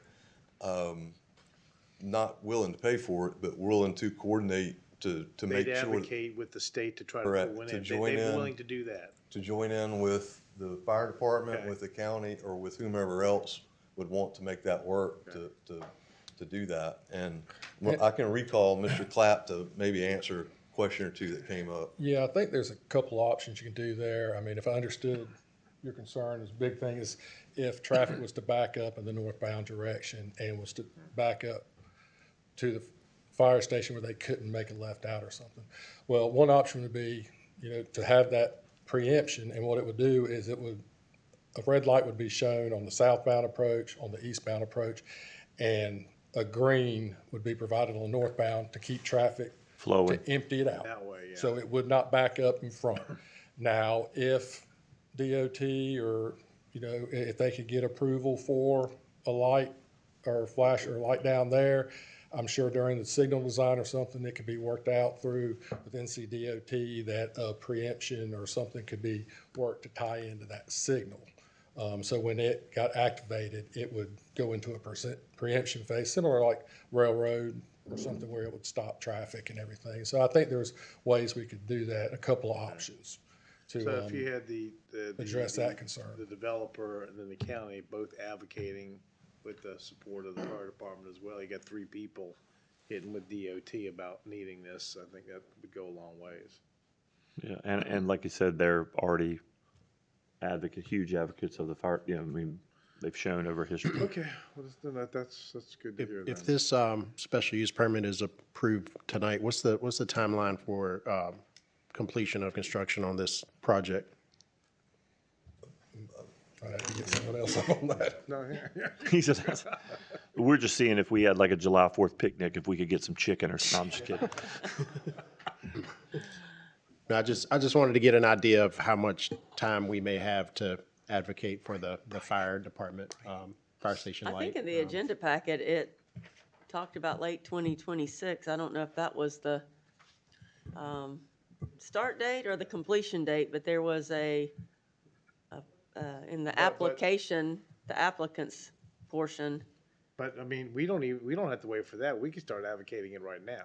No, I agree. We should start advocating Yeah, for we it can now, do but that what right I'm saying is I want to know how much time we have because you're going to create a public safety issue the minute that shopping center is completed. That's why we need to start now. Right, exactly, right. So I was just trying to get an idea how much time we have to do that. And from the developer, it would be the end of 2026 into the beginning of 2027. So January 1st, 2027 would be a forecast. Thank you. Okay. I will close the public hearing or the evidentiary hearing and open the floor for discussion or a motion. Can we take a 5-minute recess really quick? We can. We'll stand in recess for 5 minutes.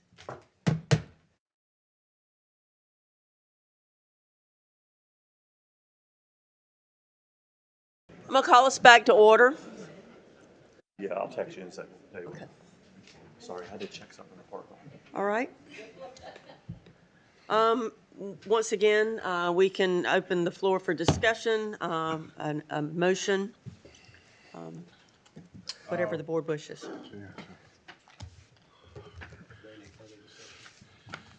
Any further discussion?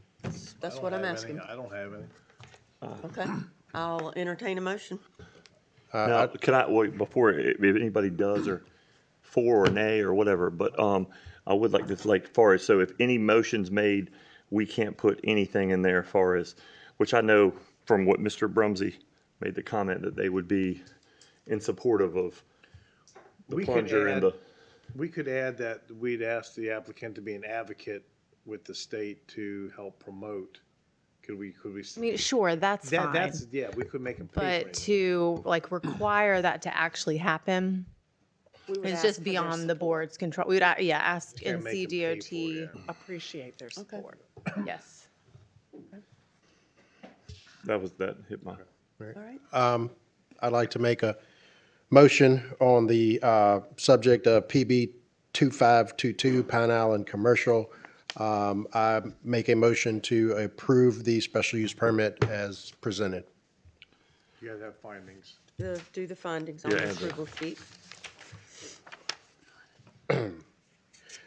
Based on the findings that the use will not endanger public health or safety, will not injure the value of adjoining or abutting lands, and will be in harmony with the area in which it's located.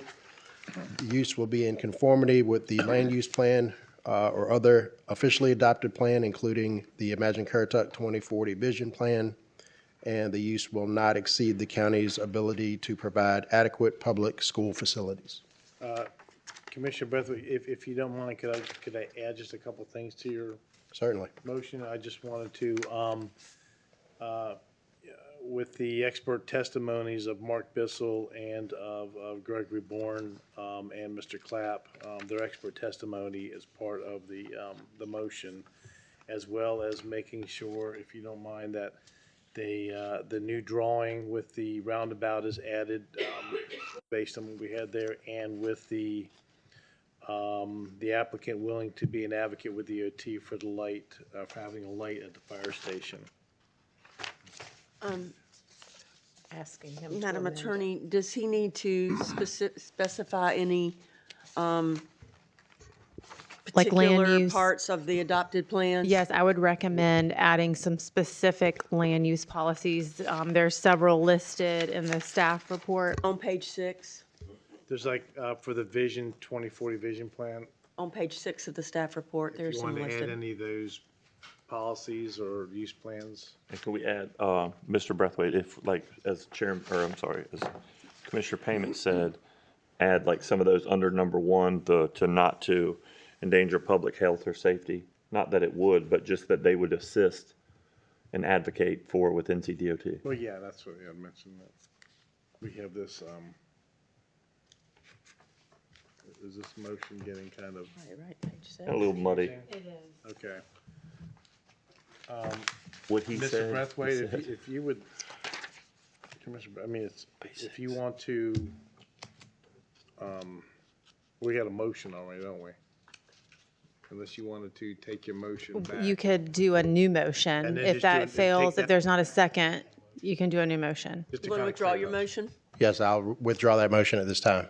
All right. Let me just clear it That up. one is withdrawn. I will entertain another motion.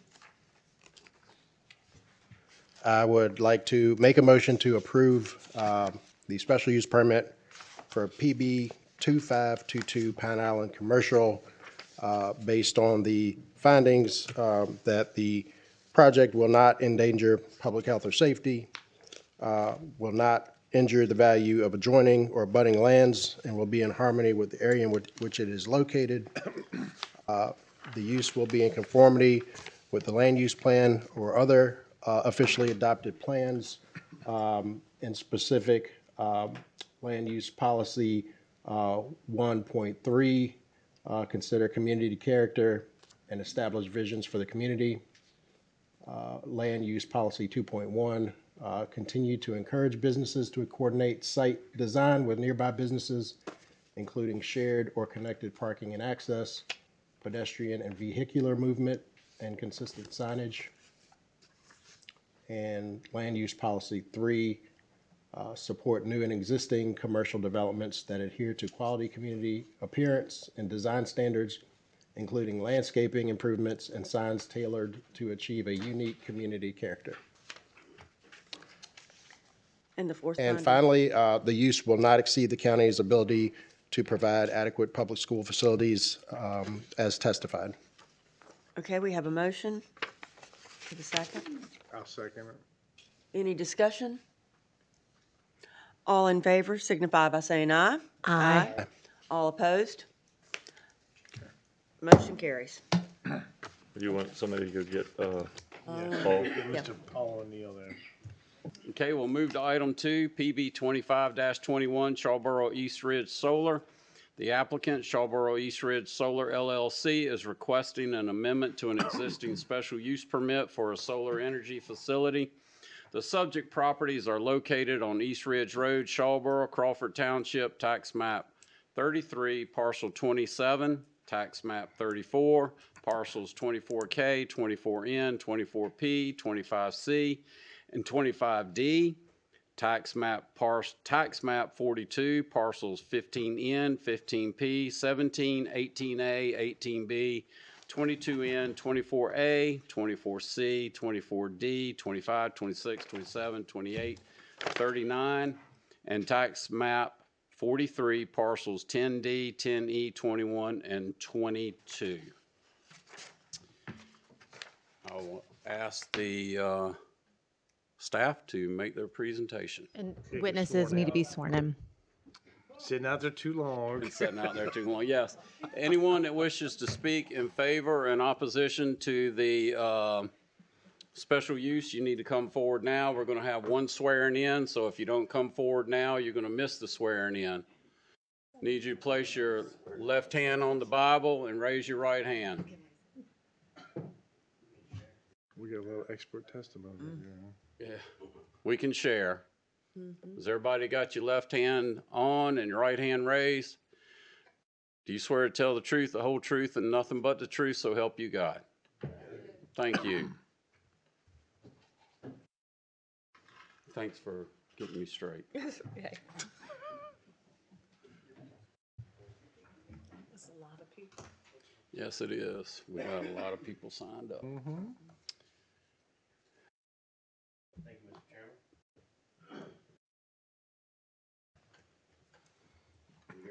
Chairman. Yes, sir. To the board. As you said, this is a request to amend an existing special use permit. This particular project was granted a use permit back in March of 2023.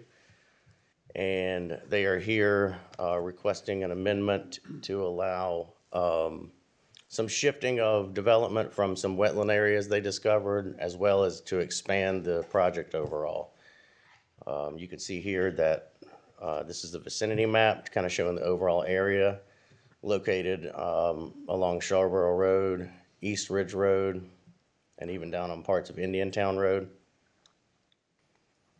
Here's another aerial just zoomed in a little bit so you can kind of see some of the sparse development that is in and around the proposed development. The entire site is zoned agriculture. And you can see here that the majority of the site is in G1. There is a small section, it may be hard to see, right in here.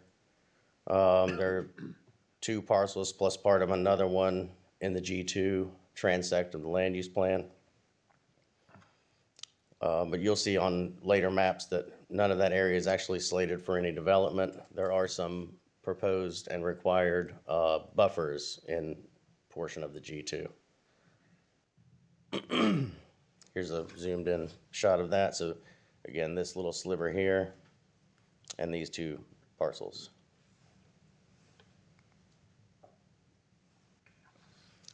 This is a map of the significant natural heritage areas, mostly located over here. This parcel is included in that, but again, no proposed development within natural heritage areas.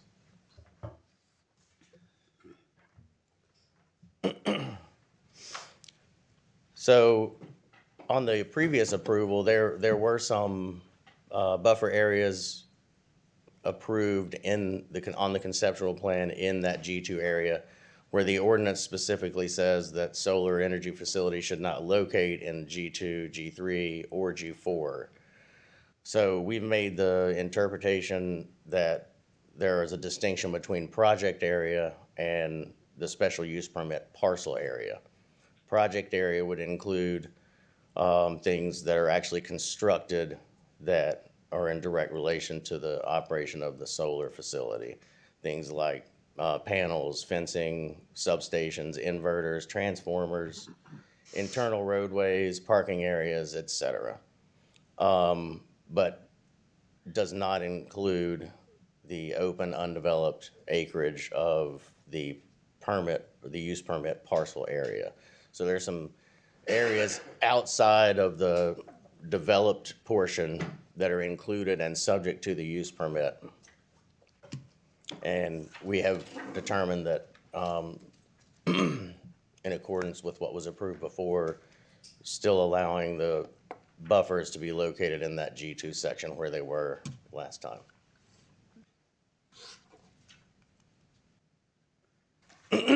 It came to our attention that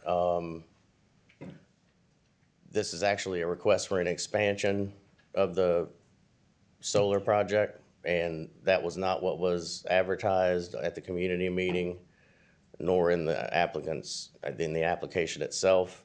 had a discussion with the applicants about this earlier today, and they did, we had a lengthy discussion, and they would like the chance to kind of explain that when they're up here, but I just wanted to make note that it is an expansion. Here's a map of the original SUP area, which is the thin red line that outlines all of it, and then the original fenced area, which is typically filled with panels.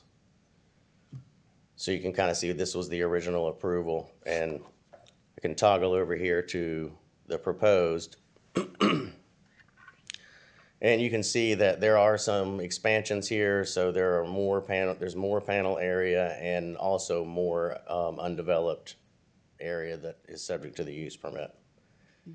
It's kind of hard to see both things at once, so we had our GIS specialist make a map that shows the extent of the fenced panel area from the original to the requested, and that's what you see here. The original is in red, and the amended requested area is in blue. So there are some small areas like here in particular where it was approved before, but they're not planning to develop that, as well as certain areas here, and some minor pieces around the outsides. But in general, it's an increase with these areas and areas like this being included with panels proposed.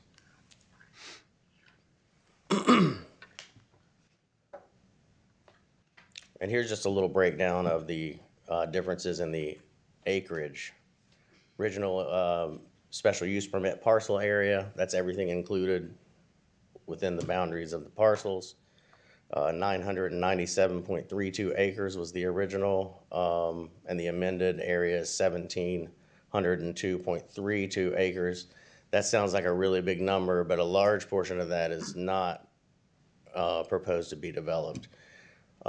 It was actually included in order to move the required setbacks outward to the outer bounds of those included parcels to allow the panels to be constructed closer to the parcel lines of mostly what was originally approved, but also including some of those extra parcels you saw in blue on the map earlier. So the total increase is 705 acres, but like I said, a lot of that isn't slated for development. And then down to the original project area, again, that's the fenced area, which is typically where the panels would be. The original was 468.14 acres. Proposed project area, 643 for the amendment. And that's a difference of 174.86 acres of panels and pathways and that sort of thing within the fenced area.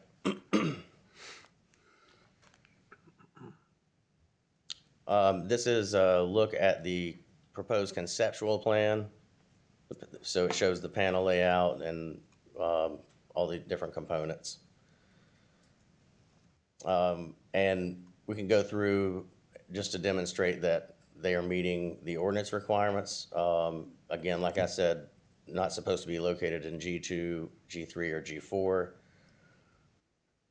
or any significant natural heritage areas. The project area, which again is the panel acreage, is not to exceed 1,500 acres, which they haven't done. They're still meeting the required 300-foot setback from major arterial streets and the 150-foot setback from other rights-of-way as well as property lines. They're in compliance with the height requirements of not exceeding 20 feet at max height for the panels themselves. There's a sound requirement in the ordinance which says that they shouldn't be doing any construction except between 7 a.m. and 7 p.m. Monday through Saturday, and with no pile driving during school hours if they are within 1,500 feet of a public school. Buffers and screening, they are required to have a type D buffer all the way around the perimeter of the development, which they're showing. And this, of course, will require a major site plan approval before a building permit can be pulled. There are environmental concerns, which they have met requiring monitoring wells and the testing that goes along with that to be reported to the county. An impact analysis was provided that had all the components required in the ordinance contained within. Ditch maintenance is required, as well as easements for that maintenance. And we'll make sure that those are in place during the major site plan review. And then there's a decommissioning plan, which they also provided. And that will be definitely required before the building permit is issued. And that brings me to the Imagine Currituck 2040 vision plan, which again has the majority of the area in G1 and that little bit of area there at G2, which doesn't contain any development except some of the required buffering.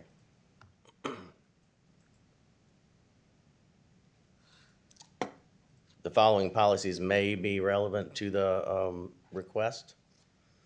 Land use policy 1.4 to protect uniqueness of the county through preservation of farmland and wooded areas and open space. Policy 1.5, preserve farmland and open space by protecting historically rural areas.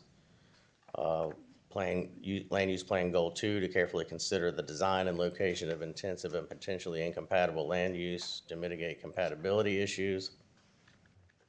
Policy 2.4, support the exploration and development of renewable energy producing facilities of environmental quality. Policy 2.5, to prohibit unclean energy producing facilities, including but not limited to oil and natural gas wells. Land use policy 2.8, to consider adverse effects of the development or land use decision. And economic development goal 1, to support the retention and expansion of existing businesses and to promote the development of new businesses. Several environmental goals and policies, including to preserve, goal 1, to preserve and protect the county's environmentally significant and sensitive lands and surrounding areas. Environment policy 1.1, preserve coastal and non-coastal wetlands and riparian buffers for their natural resilience benefits. Policy 1.2, for future growth areas shall avoid natural heritage areas, which we demonstrated. Environmental goal 2, to ensure the protection and preservation of prime agricultural lands to the extent possible.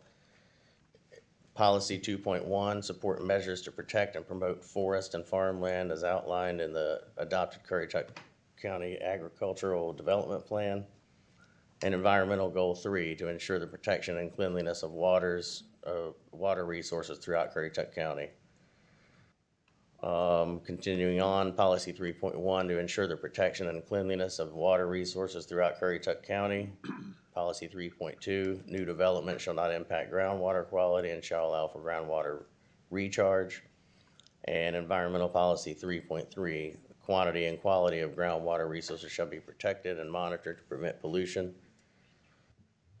And then there's a northern mainland specific policy, which policy 1.1 says to foster growth and development while maintaining the distinctive natural environment and rural character of the community.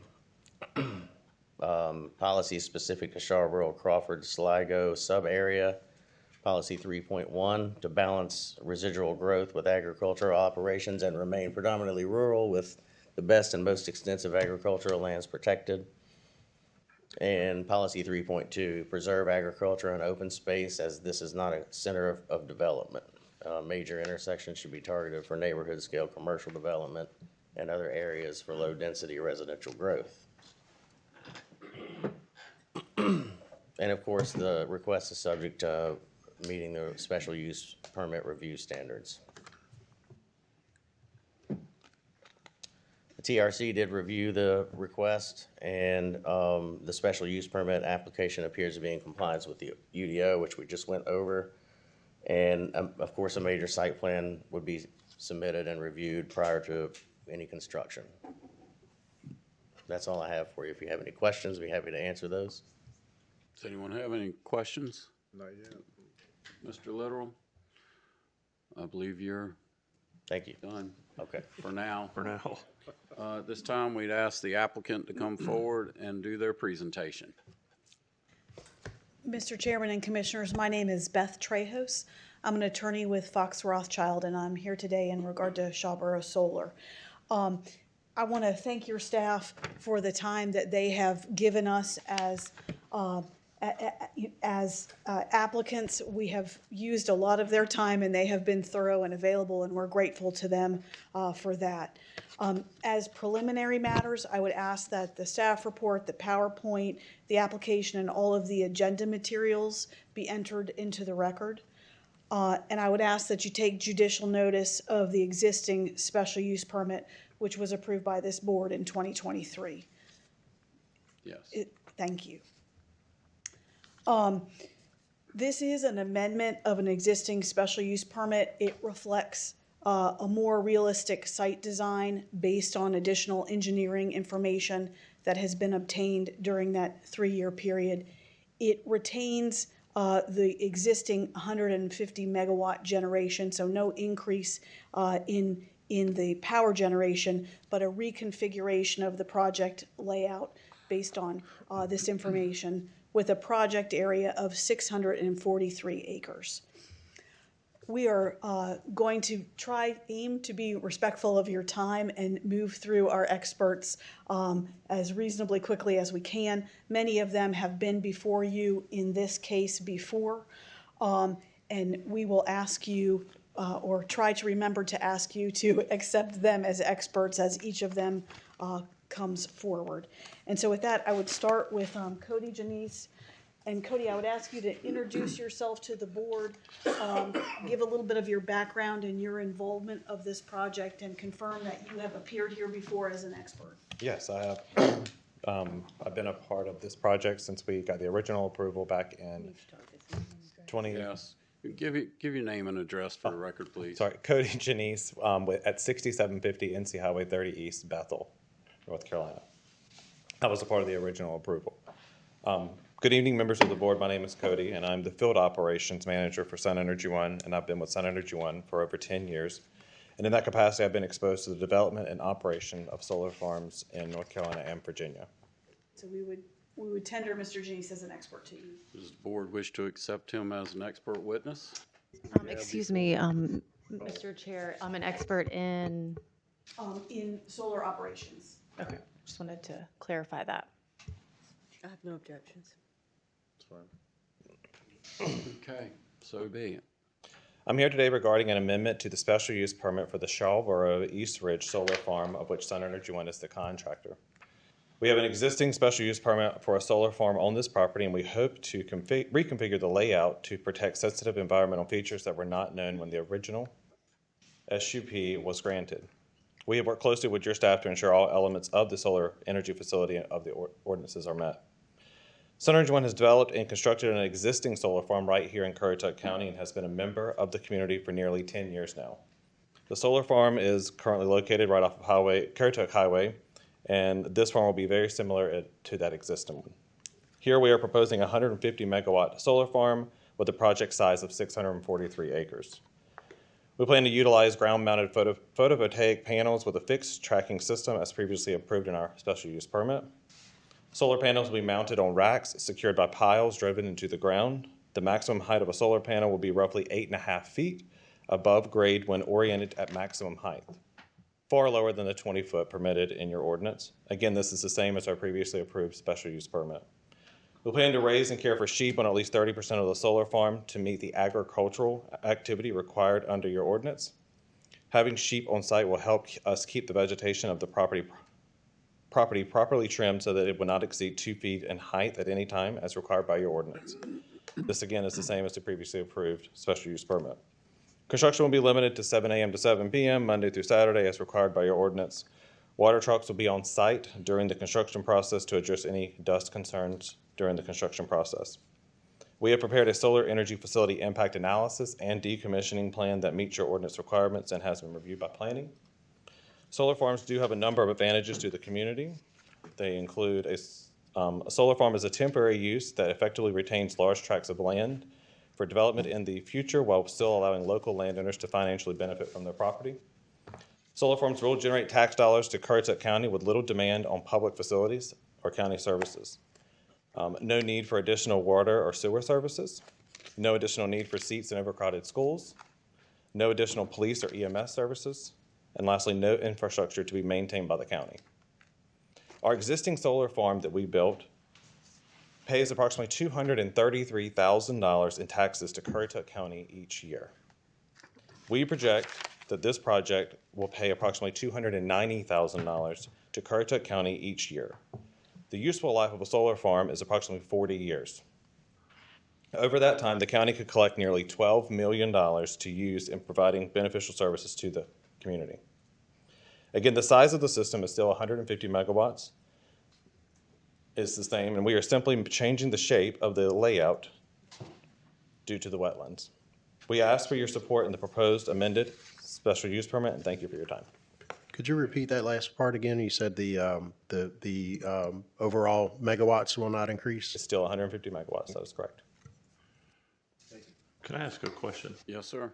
This may not be, and he might not know the answer, but he might. The tax revenue was at 290K for this site. The other one is the one you guys own that abuts to ranch land, correct? Correct. And you said that generates 233,000? Correct. Of tax. Isn't that one a lot bigger than this one? 300, and This one's 150 megawatts. That one was approximately 120 megawatts. Okay, all right. I mean, far as size-wise, acreage, I thought the other one was bigger, but that doesn't matter to the wattage, I guess. The data, yeah. Okay. But the wattage is 60. Gotcha. Just curious, because I thought that one was bigger in property, which. I'm good. All right. Anyone else? Okay. Thank you. Thank you. Next, Derek Ivy. Derek, if you could introduce yourself to the board, share with them your qualifications in this project. Sure. Good evening. My name's Derek Ivy. Business address 6750 NC 30 East Bethel, North Carolina. I'm the Director of Environmental Compliance for Sun Energy One. I have an undergraduate degree in Wildlife Ecology and Management from Texas A&M University. I'm a certified wildlife biologist, certified by the Wildlife Society. I'm an arborist, certified by the International Society of Arboriculture. And I previously worked for the U.S. Army Corps of Engineers as a civilian employee in the role of natural resource specialist. So we would submit Mr. Ivy as an expert in environmental and landscape design. Does the board wish to accept? Without objection. I've visited the Shelburne East Ridge solar site multiple times, and I'm familiar with and have been involved in the environmental and landscaping aspects of the plans for development of the property as a solar energy facility. I was involved in the preparation of the solar energy facility impact analysis associated with this project, and all the requirements of the solar energy facility ordinance have been met by our proposal.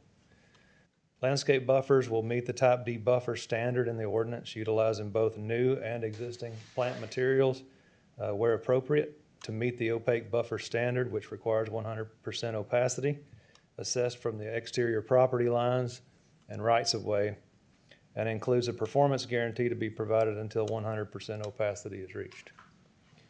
Per coordination with the Division of Coastal Management, the project is not located within a CAMA area of environmental concern. Additionally, review by the North Carolina Natural Heritage Program documented no records for rare species, important natural communities, natural areas, or conservation areas within the proposed project development area. All potentially jurisdictional streams, ditches, and wetlands have all been delineated, and we've held multiple meetings with the U.S. Army Corps of Engineers to confirm environmentally sensitive areas and to review the proposed project.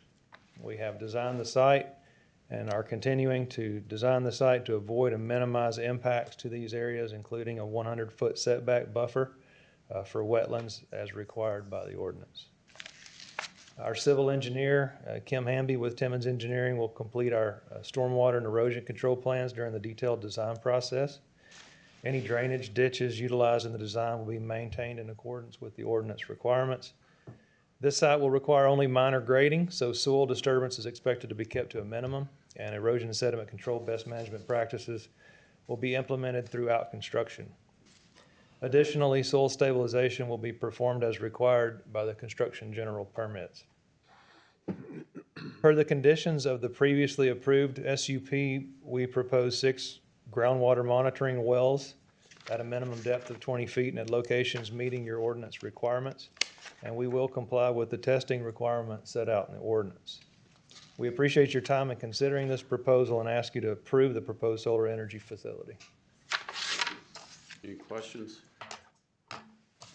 I have. Go ahead. I have one. Will this project require an SPCC plan? Yes. Right, okay. Yes, and we prepare those ourselves for construction. It's typically for construction fuel, for construction Right. equipment. But operationally, so post-construction, because I know those transformers and things can sometimes fail and leak oil to the ground. We generally, depending on the quantities of the oil, there's a certain quantity. If the site requires a certain quantity, yes, we will have a PE certified SPCC plan prepared. Thank you. It will be after the final inverter selections and the quantities that they hold. Right, okay, thank you. This may be a question towards, it's possibly half you and then half staff as well. I know in previous solar farms, and I'm not against your project in any way, shape, or form, but I know in previous ones, your other one, me and my father own a 5-acre property that abuts to it. We haven't had any problems in the last, first 6 months. The ordinance on the installing, there was a little issues, but you guys got on compliance and that was good.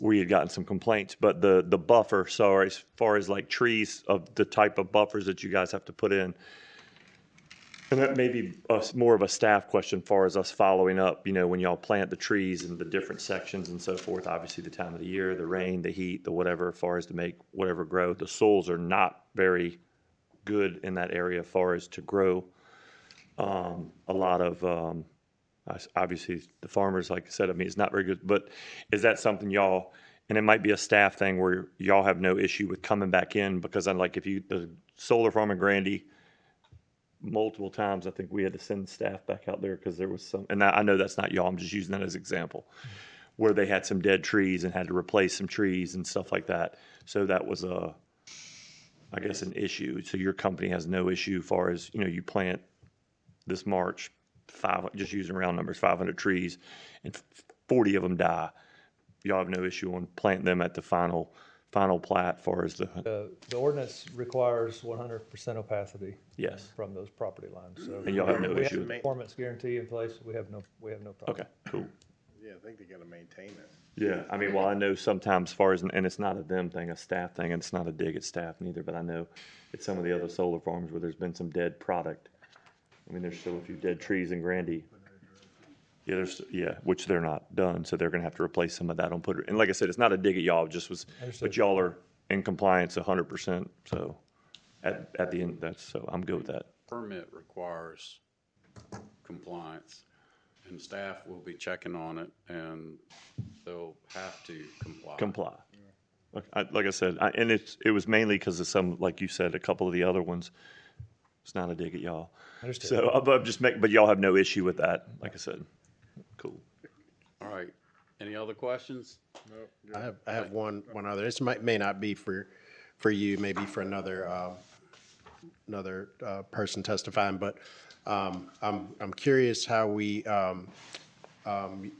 was mentioned that the megawatts are not going to increase, so it's still going to be a 150 megawatt project, but the acreage is increasing. Are you able to explain any of that, or was that for someone else? No, I believe that Kenny will address Okay, that. okay, thanks. We can wait till then. Thanks. Thank you. Thank you. Kim, if you can come forward and introduce yourself with your address and share your expertise and involvement in this project. Good evening. I'm Kim Hamby. I'm with the Timmons Group. We're located at 1805 West City Drive in Elizabeth City. I've been involved in land development engineering in this area for 32 years now, pretty much exclusively in northeastern North Carolina. I'm a licensed professional engineer and been in front of all of you before. We submit Ms. Hamby to you as an engineering expert. What is your educational background? Oh, my education's a little interesting because I did not graduate with a four-year degree in engineering. I obtained my license 11 years ago. After passing the PE, I received an exemption from the board for 20 years of progressive engineering experience in lieu of a bachelor's degree. To confirm, you're a licensed North Carolina professional engineer? Yes, I am. Thank you. Does the board wish to accept her as an expert witness? Thank you. Okay, I'll be the civil engineer for the project. Of course, I have not developed the SUP, but I have reviewed it and I have already started working with them on the engineering design for some of the earlier phases that fell under the previously approved project. So I am very much aware of we're meeting the buffer requirements. There are a few places where property owned by the developer are wooded, and those are meeting the buffer yards. Other places where we are having to plant new buffer yards. I have worked with one of Timmons Group's landscape architects to review my plant selections, and he will be providing us with a letter to provide to planning with each phase, noting that the varieties chosen will meet the required opacity for the project. We're leaving all of the drainage ditches in place and trying to limit disturbance of the natural drainage routing on the site. There are some heritage trees that will have to be removed, but they will be replaced as part of the buffer. And, you know, as we go to planning with the full design of each of these phases, we will be obtaining state permits for stormwater and erosion control, as well as working with the county staff and their third-party engineers to resolve any drainage concerns. And impervious area is limited to routes that are not only provided for access and maintenance of the solar farm, but it is also intended to provide access for fire protection. And those roads are designed to hold up a fire truck as required. I believe it's a 90,000 pound pressure. And I'll be happy to answer any questions. Anyone have any questions? Ms. Hamby, before you conclude, is it your professional opinion that the proposed solar farm will not endanger the public health or safety? It will not. No, it will not. Thank you. Okay. And it certainly does not need resources. So I know that's a key thing. Water and sewer are not necessary. So. Do you want to have any? Schools, yes. Any questions? So there will be no alterations to the existing drainage on that site? Or? Only as necessary for road crossings, very minor alterations to access as necessary. And also, do you all have a list or an idea of what type of vegetation that you'd be using for the buffer? And the reason I ask is because we have seen some projects in the area that have installed vegetative buffers, and in some cases it seems like they're just kind of throwing up random trees, and some of them live, some of them don't. And you know, I think in a lot of cases it's best that we stick to native species that have a better chance of survival and flourishing. Yes, in and that is our goal. Not only the use of native materials, but various sizes, large shrubs, understory trees, and shade trees as a mix, so that you've got vegetation at each level. And my preference, unlike the Shawboro site where you have large breaks with clustered plants, my approach for the landscape buffers is that it should ultimately be a more natural looking buffer with varieties intermingled and filling the entire area. Did you say earlier that you were working with someone to establish a list of the vegetation that you'd be planting? Yes, You yes. don't have that available yet? Well, It's still in the process? Or? That's still in process. I've actually got some of it pulled together for the phase that we are preparing to move forward with design on. So I do have that, and I'm using a landscape architect within Timmons Group out of our Raleigh office. Commissioner Payment, and the county has like a list of just certain trees and lists of certain Right, but I think that understory. was kind of addressing to Commissioner Brathwaite. I think he was wanting to know if they had that list ready yet or not. Yeah, well, they have like a grab list they can pick Yeah. from. It's just We'll asking definitely be looking for native species. Any other questions? Hearing none, proceed. Next, I'll ask Rich Kirkland to come forward. And the clerk passed out at your places a report prepared by Mr. Kirkland. So I wanted you to know that was there. Rich, if you could introduce yourself, talk about your background and your involvement in this project. Sure. Again, my name's Rich Kirkland, 9408 Northfield Court, Raleigh, North Carolina. I'm with Kirkland Appraisals, a state-certified general appraiser. I've presented before this board on a number of occasions for solar projects, but also for non-solar projects. We do impact analysis. We do it. We've been doing it for a wide variety of uses, not just solar. We've been looking at solar for about 16 years. In that time, we've looked at over 1,500 solar projects. We've worked in over 28 states. I am state certified currently in about 14 states. I also have an MAI designation through the Appraisal Institute, much like the appraiser presented before. MAI is Member Appraisal Institute. I'm also a member of the American Society of Farm Managers and Rural Appraisers, and I have the ARA, or Accredited Rural Appraiser, through that organization, which is another advanced designation well above the state certification. For this, we've just done impact analysis. We've looked at home sales around solar projects in North Carolina and other states.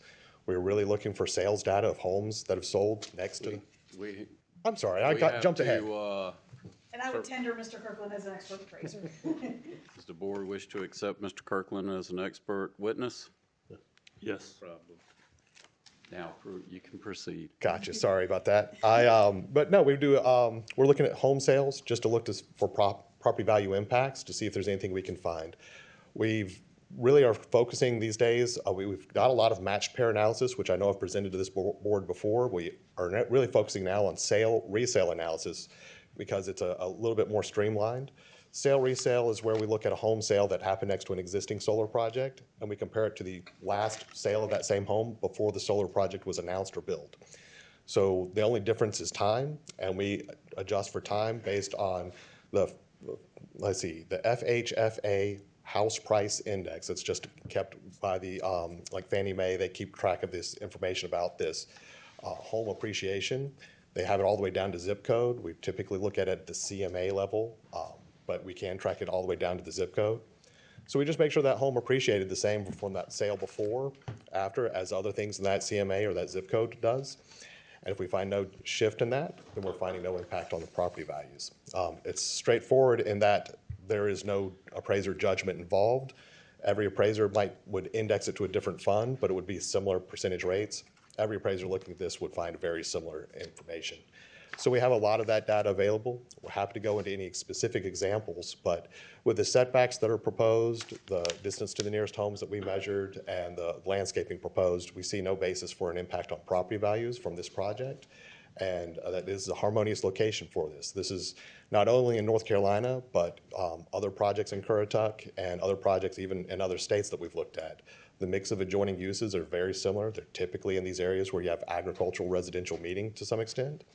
And the proximity to houses, we actually have a lot of data showing homes much closer than these distances, showing no impact on property values. And that would include for homes that are well in advance of $1.5 million. Happy to answer any questions. Do you want to have any questions? Yeah, I'll ask one. And this might not be specific to this particular project, but sort of in general. So a residential dwelling, how do you factor in inflation on the increased price of the dwelling? So for example, pretty much any home that you looked at 15 years ago is going to be worth more today. So how are you able to back out inflation from that increase in determining that the property values are not damaged? This is for the resale analysis I described? Yes. Yeah, that was the FHFA, that's the let's see, the Federal Housing Finance Agency, their house price index. We look at that to measure what that appreciation or change in the market. It's not always appreciation, but it's typically appreciation. But we use that between the first sale and the second sale to adjust that to what it would have been based on other home sales in that area. So that's how we very much use that federal sort of appreciation rate to use that. Gotcha, okay. Thank you. Anyone else? All right, continue. Mr. Kirkland, before you go, I know your report deals a little bit with the land use plan and you had a chance to look at it. Can you confirm that in your view, this is in conformity with the land use plan? It is. Thank you. Thank you. And, Mr. Chairman, that is our prima facie case. What we would like to do is reserve our summation for the end of public comment and use that same opportunity for any rebuttal that may be necessary, if that's okay. That's typical. Okay, thank you. Anyone have any questions before I go to the public participation? I did have one question. I don't know that it was answered, but I think there was the question of the increased footprint and the same megawatt output from the project. Is Sure. there anyone can explain that? My apologies. We'll get to that at the end. Is it acceptable if we address that as a part of our summation and Sure. rebuttal? Sure, Okay, sure. thank you. Yep. Thank you. I have a question. Yes, ma'am? It was mentioned earlier, I believe by staff, that you all would like to explain why it was not advertised as an expansion.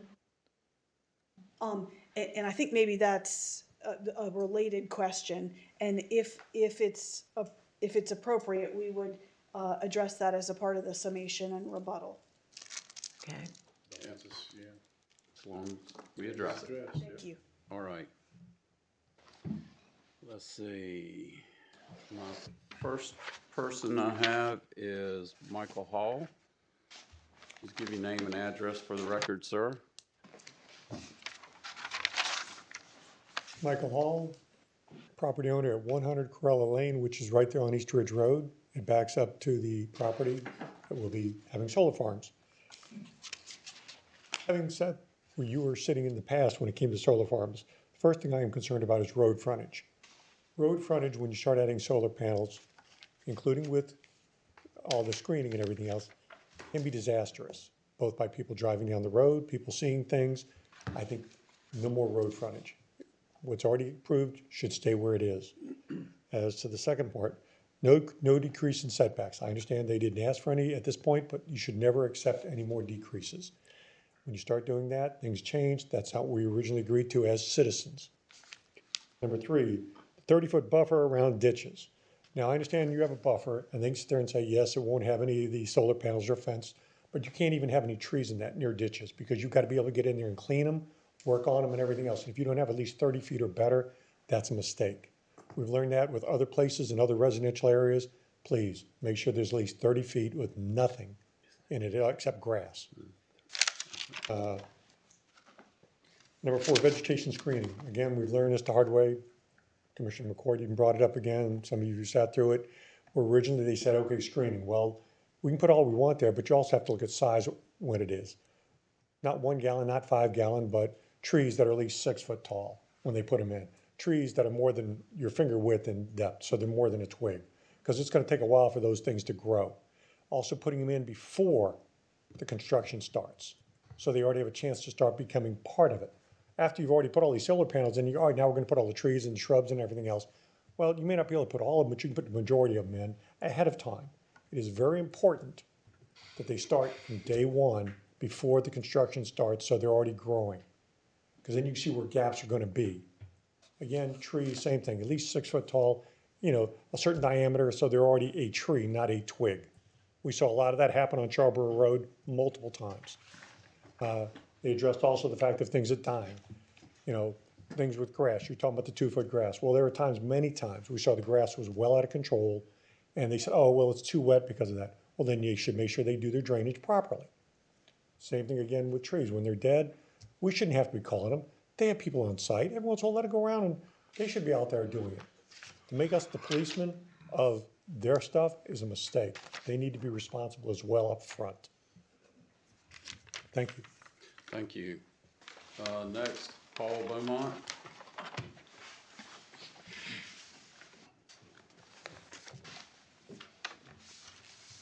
Good evening. Good evening.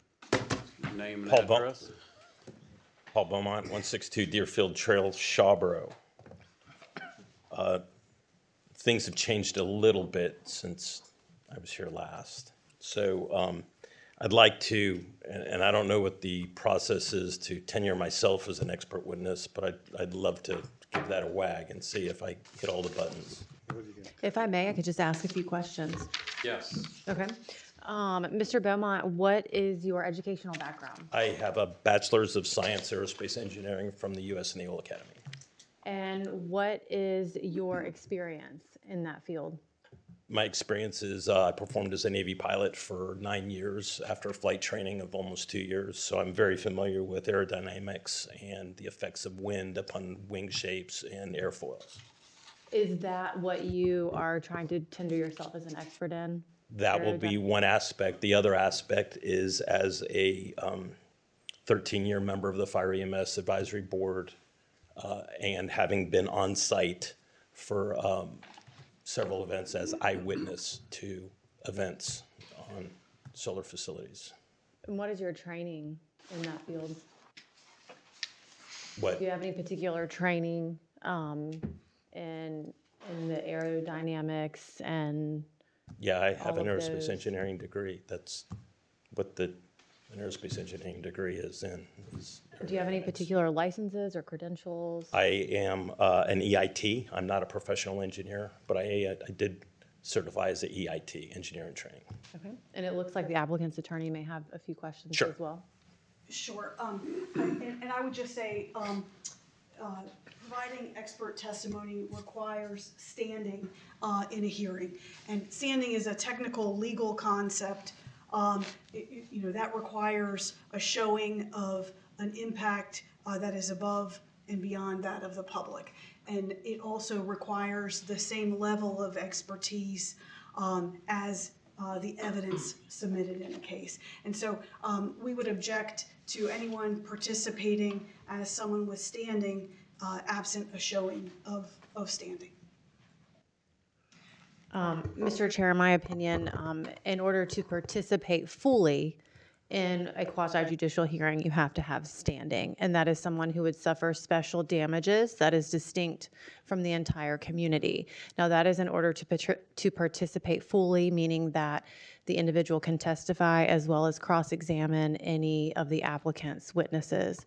Now, if Mr. Beaumont is just going to testify to, I don't know what he's going to testify to, but if he's just going to provide testimony without cross-examining, in my opinion, that is fine. Now, whether he's an expert witness or not, that would be up to you all if you would tender him as such. Madam Attorney, can I ask? Far as, and this might be for Mr. Beaumont, I mean, I know you're a licensed arborist. Consulting arborist. Okay. Right. Is that still, and I mean, like I said, that is not current, but I have been formally trained on how to perform as an expert witness. That was part of the certification. That's, I just wanted to know if you were still And I performed as licensed. an expert witness in the state of Virginia, Virginia Beach specifically. We would just ask that our objection be noted as a continuing objection. So noted. So to the board. And Mr. Beaumont, do you have specific facts and data that you relied upon in making any kind of whatever testimony that you are going to render today that's specifically relevant to this project? Yes, personal observation, yes. Okay. Mr. Beaumont, based on the general statutes and our attorney's questioning,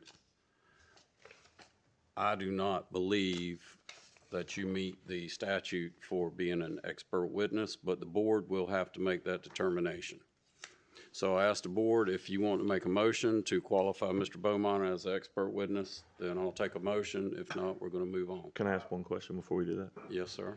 And I don't know if, I mean, I guess, can I ask, I mean, what's your, I don't want to say what's your angle, but like, I mean, if you want to testify to something far as like the arborist stuff. Yeah, I mean, that's, I mean, kind of, that's what, like, to deem you're an expert on, I mean, I sit on the fire advisory board now and have for, what, 2 years? And I mean, this is not a jab at you. I mean, I'm a cop by day, you know what I'm saying? So, I mean, I sit on it and and I know you were heavily participant on that. And I know there was you're probably going to bring up an incident that I was the first one on scene at. But like, I just kind of was wanting to know, far as like, if he's talking about buffers, I mean, to have a degree and be an arborist, I know he's testified before. So I'm kind of wanting to know what is specific. Because like I said, some of it, I mean, and no dig at you, some of it I would say no, and some of it I would say yes. I mean, that's just my 2 cents. Yeah, I guess, what do you specifically? And I will remind the board, if you decide not to tender him as an expert, he can still testify to things that he has personal knowledge of, and that is, and are facts, and it would just have to stick to that. So he still could testify to those matters. So we would just need to know what specifically what area of expertise he's going to testify. Like if he wanted to testify as an against expert. traffic or drainage, he doesn't Right. have the credentials for that. Right. He can comment on what he saw. That's right. Or trees or buffers or something like that. I mean, that's why I was asking kind of what is, his angle. It's not an angle. He's not either angle, I don't know what the- expert witness Yeah. or he's not. The board needs to Exactly. decide. Here, this may help. Let me offer. I mean, like, Can depending on we what he's. accept him, can we accept him as his testimony, he's but not not an as an expert arborist. witness? Can we You should get a accept, copy. can we There's accept plenty. his testimony, but not as an expert witness? I mean, if it's just, I mean, yeah, we can allow him to speak, we just. Because, I'm in agreement with you. Yeah. I don't, so I would suggest maybe a form of a as motion. far as, okay, as far as an expert witness or not, but he can still speak on. What he knows or what he saw. Yes. I'd Somebody make a motion, we'll roll from there. I mean, So I I'll think look the at it. attorney says he still has a right to speak on personal knowledge. An expert witness allows you to cross-examine people. I do not think that he meets that threshold, I agree. me personally. On this, okay. I mean, this is a quasi-judicial hearing that can be appealed Right, based no, I upon testimony, expert witnesses, and we already had a little taste of that from a couple meetings ago. So,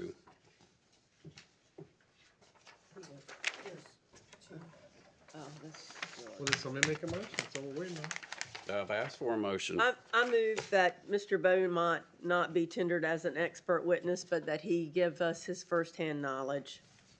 We have a motion. Second. Second. All in favor? Aye. Aye. Opposed? Motion carries. Mr. Beaumont, you can continue. Thank you. And I'm sorry for making this so complicated, but That's quite clearly all right. I'm not why it's this complicated. So first of all, from an administrative perspective, there's something that I'd like to remark on it, and that's this project occurs along miles of roads within Shawboro. So down East Ridge Road, of course, and Indiantown Road. The number of signs that went out relative to those miles of roads was inconsistent and was not always logically basically posted. There was a lot of confusion as to when the date of the meeting was, and that was due to notification requirements. I attended the community meeting where prior to that, I had met with county staff just to find out what the scope and scale was told that it was not going to be an increase, that in fact it was going to be a reduction in the amount of acreage that was going to be impacted and a reduction in the amount of solar panels that were going to be installed. So I was shocked to find out that it's not just a reduction, it's a radical increase, which I'll go over in a minute. As was previously testified before this board, this facility is going to be operated basically identically to the way the one in Moyoc is being operated. Part of that is one of my big concerns, and specifically, the imagery that I showed you had to do with the explosion of an inverter at the Moyoc facility, which Kevin McCorden had been on site and had seen as well.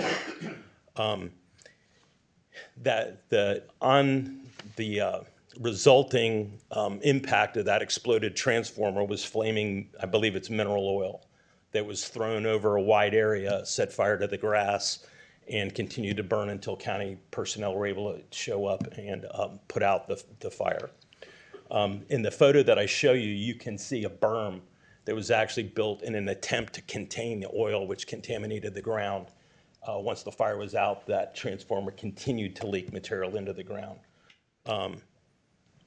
So it's not a question of if those transformers can explode. We know they do, and we know they can. So upon a site visit where that photo was taken, we were actually escorted by Sun Energy staff and showed the site, and it was, somewhat sobering to see. As a member of the Fire EMS Board, I attended with Chief Melton and Deputy Chief Tim, whose last name escapes me. Riley. Yes, Riley. I guess asked for by our perspective, or the team's perspective, was their suggestion on how we should engage with further fires or further events similar to that, which the council was pull back to the fence line and don't worry, we've got insurance, it'll take care of the panels. What that displayed to me at the time was a lack of understanding as to what a rural primarily volunteer fire department, what limited resources we have available to us.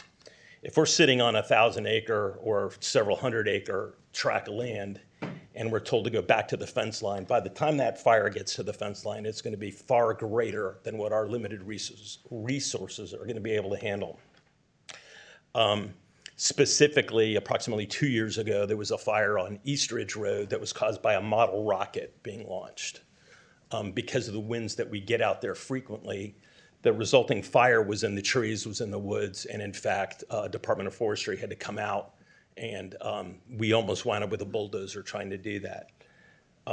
This property lines up with a bunch of land that is wetlands, which you would think might prevent fire, but if this were to get out of control or get started, there's a very likelihood that the damage to our area would be significant by the time any resources could be out there and could address the issue.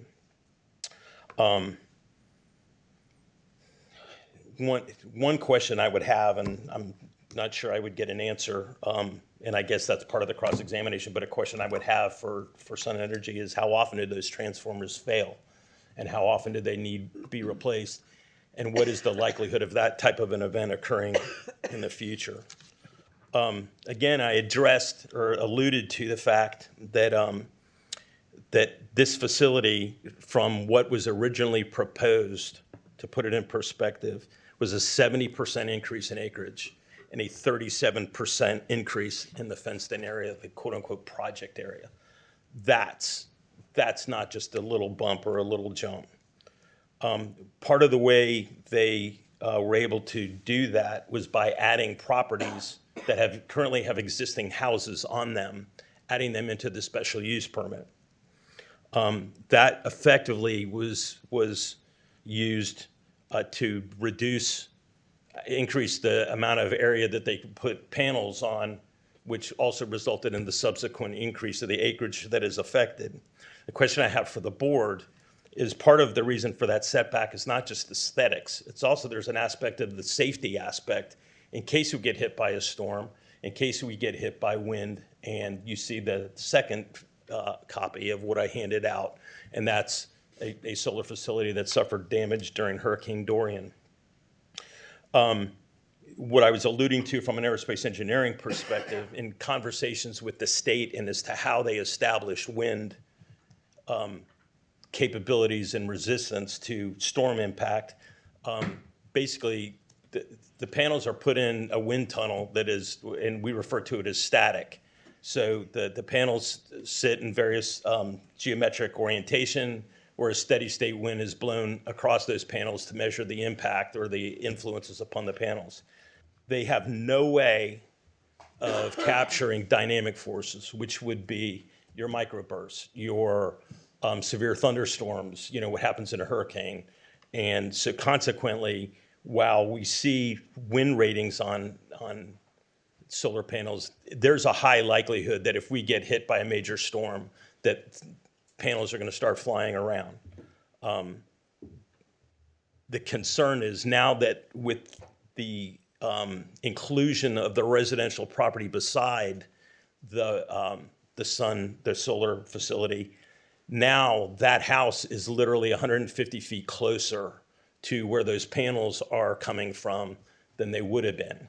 And so by the inclusion, not only would I suggest that they have potential safety impacts, but I'm not sure, and I would hesitate to say that, the buyer beware, if you sign the agreement and agreed to be part of the special use permit, what constraints with any possible development might that property be experienced to, i.e., they decide they want to put in a swimming pool. They're part of a special use permit now.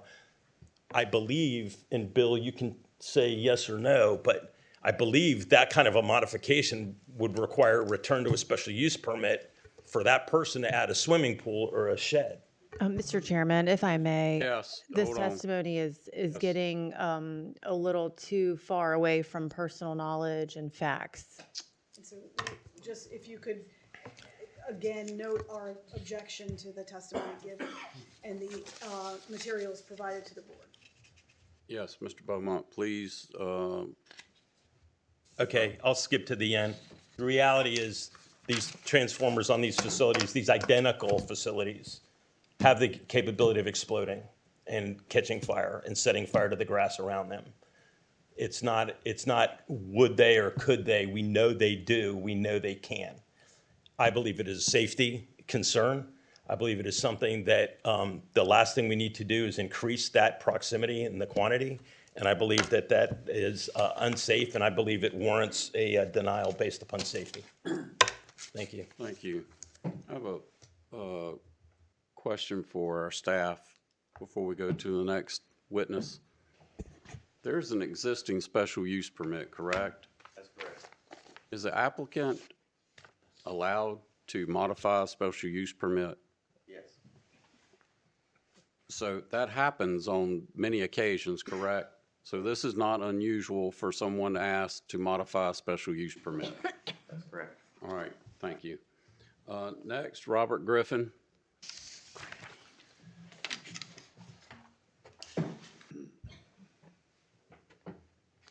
Let's give your name and address for the record, please. Robert Griffin, 436 Poplar Branch Road in Poplar Branch.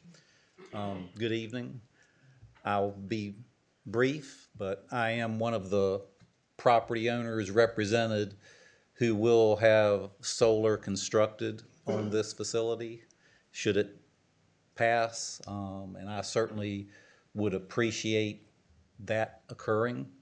While this special use permit has been in place since 2023, this process has been ongoing for over 10 years as a process as a whole. But I understand the current special use permit was granted in 2023. And so I'm very, very much hopeful that this will get approved. I think everything that has been said and been presented by the applicant meets what needs to occur for the permit to be approved. They've answered many questions. They've spent much time getting what needs to happen in order for this to occur. And I think we can see that there are existing solar facilities within our county that are serving a good purpose for renewable energy. So I thank you for your time. Thank you. Christina Joyce. Please give your name and address. Christina Joyce, 867 East Ridge Road, Shawboro. And I don't know if this is the right place, but I just have a couple questions. Well, minor questions. How's this gonna affect my Wi-Fi? I have no idea. I'm dead serious. And because everything I looked up, it's saying that having a solar farm as close as it is to my house, it affects Wi-Fi, it affects electromagnetic interference, and I just want to know how it affects me. I have no idea, but as a follow-up to their rebuttal, we will ask them to answer that. Thank you. Okay, thank you. Joe Etheridge?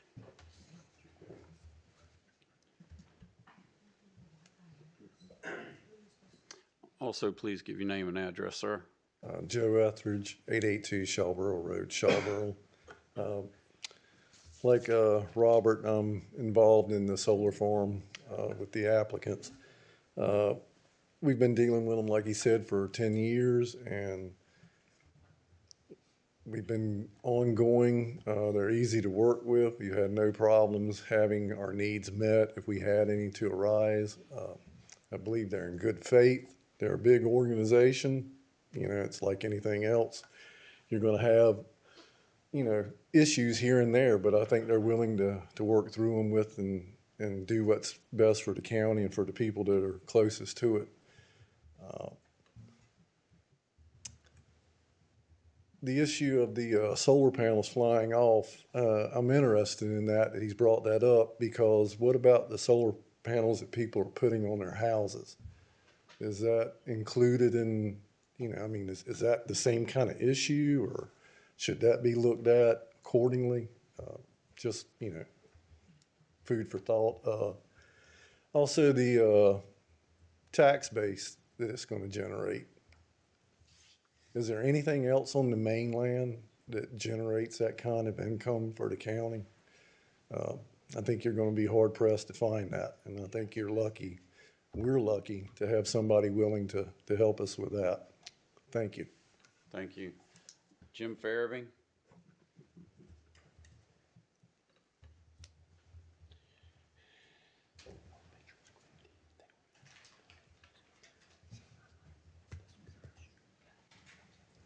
Good evening, everybody. My name's Jim Farabee. I live at 178 North Indiantown Road in Shawboro.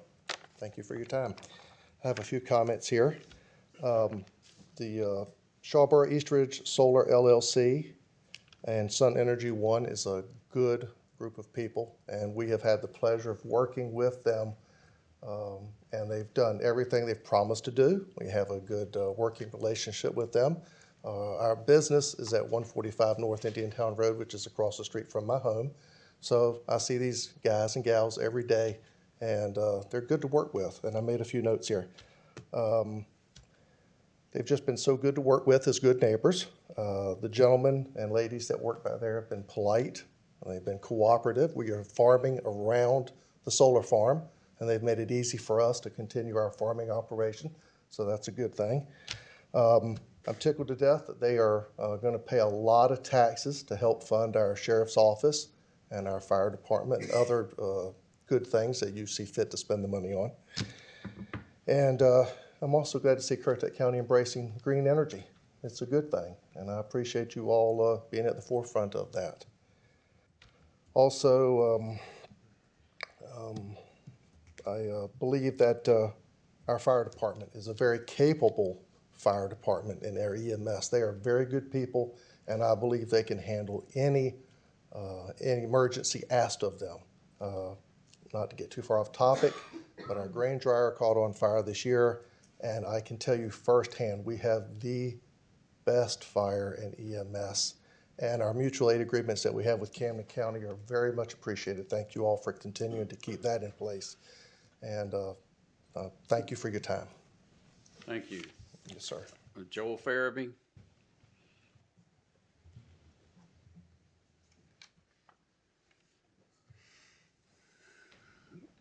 Please give your name and address for the record. Joel Farabee, 115 Bartlett Road. I'm a co-owner with my brother with Farabee and Son. We have worked with them several years. We've met with Kenny and Joe, probably 5, 6, 7 times, and they've done everything that we have asked of them. They've done everything to comply with y'all. Anyway, we have been very tickled with the outcome.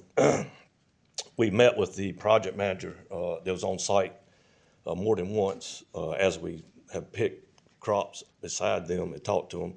They worked with us. We had no problem. They didn't have any problem with us coming across the property. Anyway, we're looking forward to the expansion, and I think that'll be a great move for the county.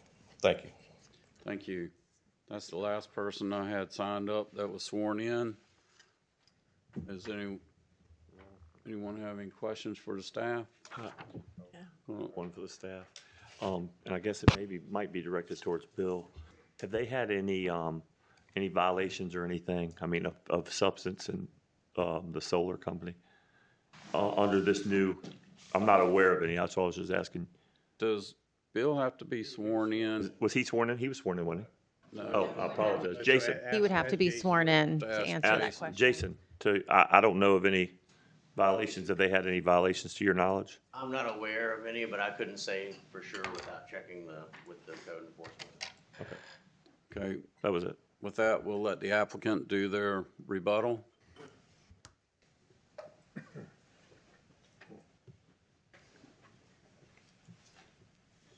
Good evening. Thank you. Kenny Habul, 446 Green Bay Road, Mooresville, North Carolina. I was hoping we could just put up the map, just to answer your question first. One of the maps that the planning gentleman had with the red... Which one are you looking for? The one with the red lines from Yep. initial approval. The one that we, okay. Yep.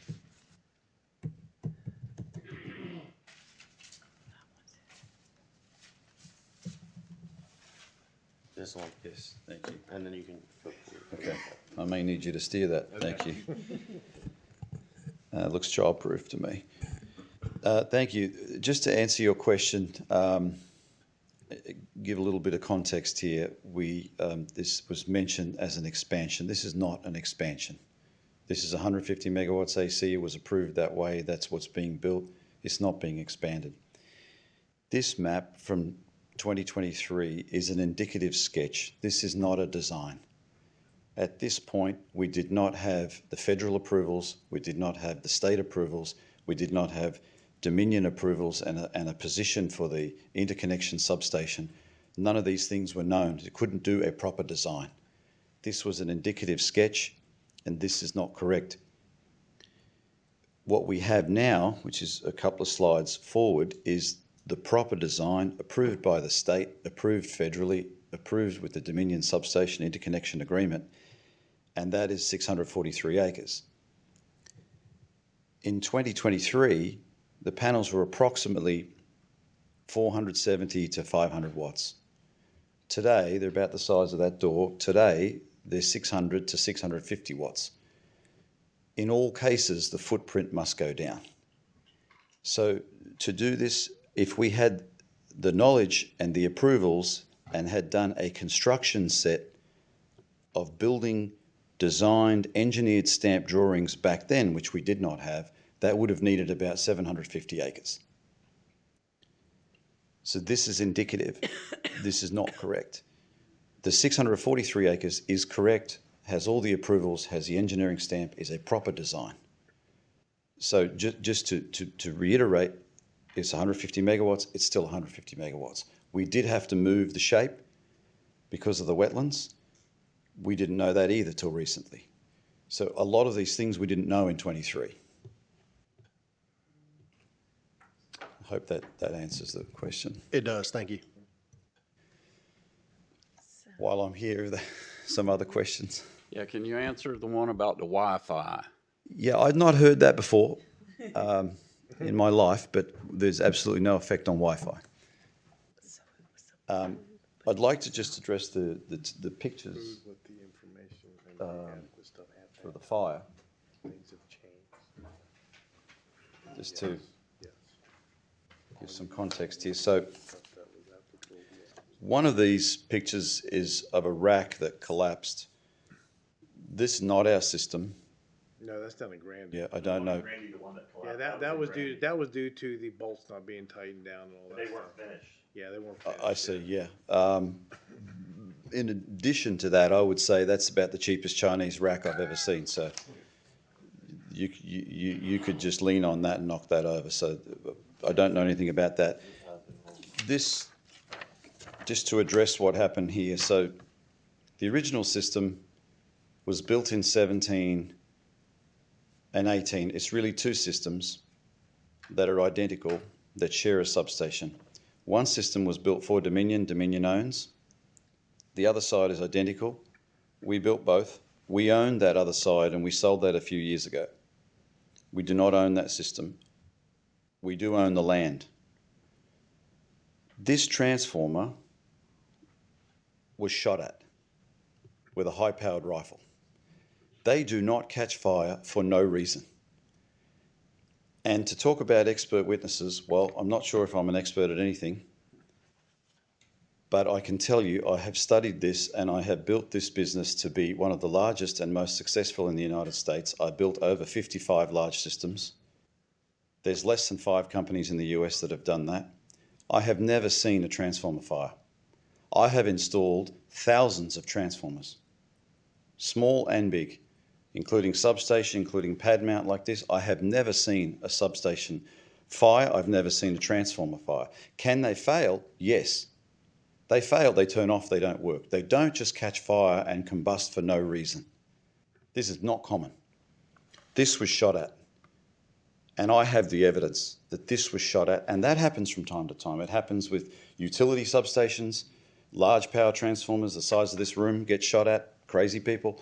It happens in the field. We've had multiple instances and multiple photographs where our panels are shot at. Here in Western North Carolina, we have a system that gets shot at in a small town called Banner Elk. It gets shot at every month. We go out and we get the copper stolen, we get bullet holes through the panels. This transformer was shot at. This is a UL listed, American made transformer of top quality, National Electrical Code certified transformer. They do not just blow up for no reason. They get old, they need maintenance. They can stop working when they need maintenance. They don't just catch fire for no reason. So I just wanted to clarify that this is the first one and only one we've ever seen in 25 years of doing this. And it's not the fault of the transformer. That was vandalism. Anyone have any other questions? They can leak mineral oil though when they fail Correct. sometimes, correct? Correct. Could like a lightning strike or something do the same thing?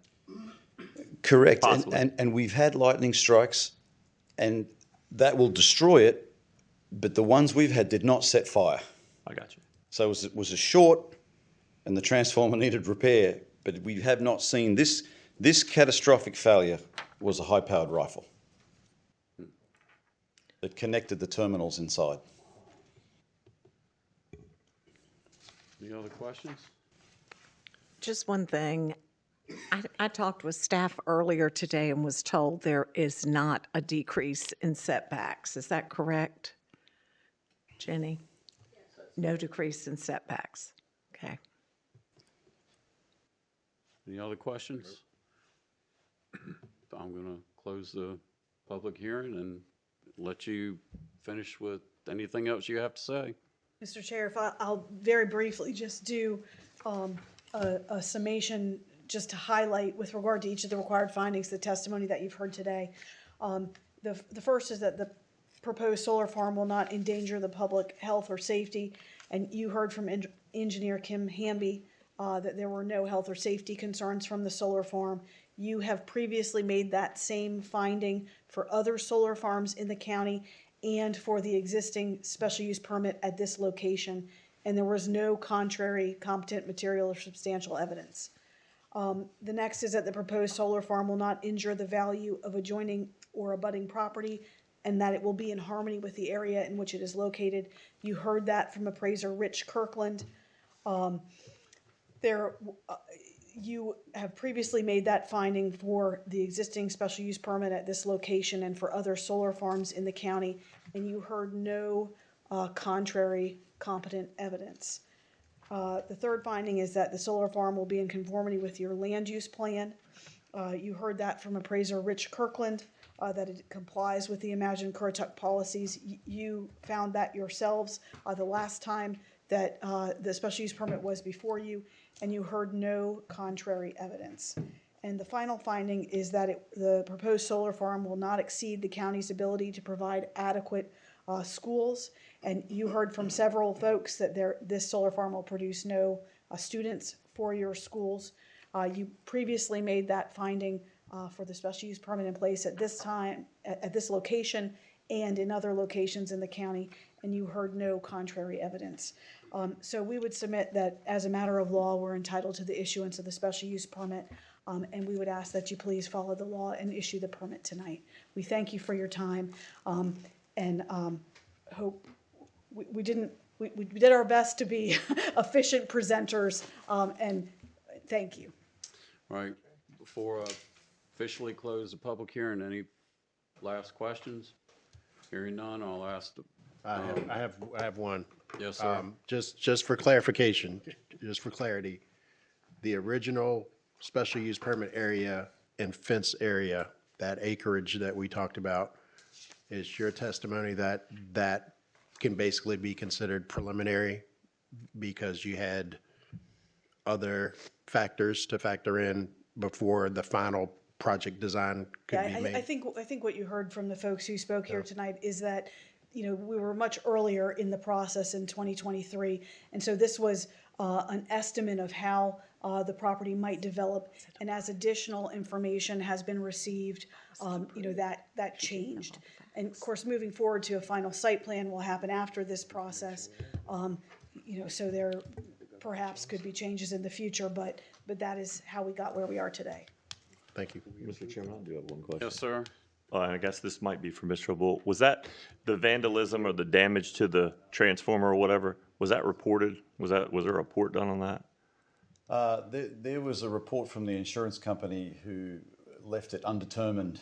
Okay, I just was curious. Because it was burnt. Yeah, oh yeah, it was. But the gentleman and the lady that look after the sheep, who do a great job, heard the shots and heard the shots hit the metal. Okay. Right, anyone else? Hearing none, we officially close the Thank you. hearing and ask for a motion from the board. Mr. Chairman, I move to approve PB 2521 Shawboro East Ridge Solar amended special use permit because the applicant has demonstrated the proposed use meets the review standards of the UDO. The TRC review comments provided in the staff report shall become conditions of approval. The use will not endanger the public health or safety.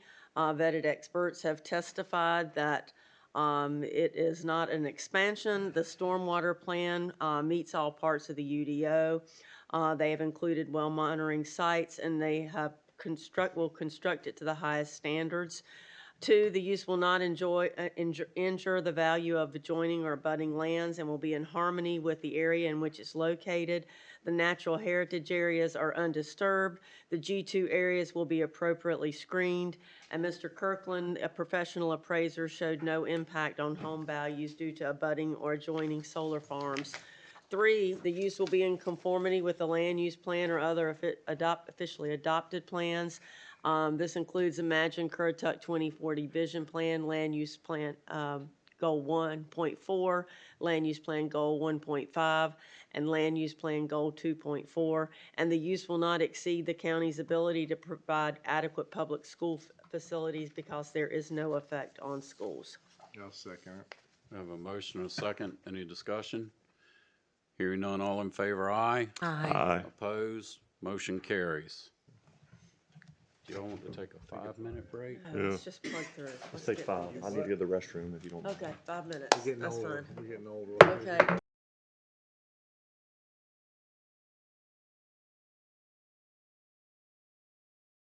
Travel time. There it is. Okay. All right, I'd like to call the meeting back to order and start on new business. Item 1 is resolution, special advisory referendum concerning the levy of 1/4 cent county sales and use tax. All right, thank you, Mr. Chairman. A county board of commissioners must receive voter permission to hold a referendum to levy Article 46 sales tax. This resolution directs placement of the referendum on the November 3rd general election ballot. The current sales tax rate is 6.75%. If approved, the rate would increase to 7%.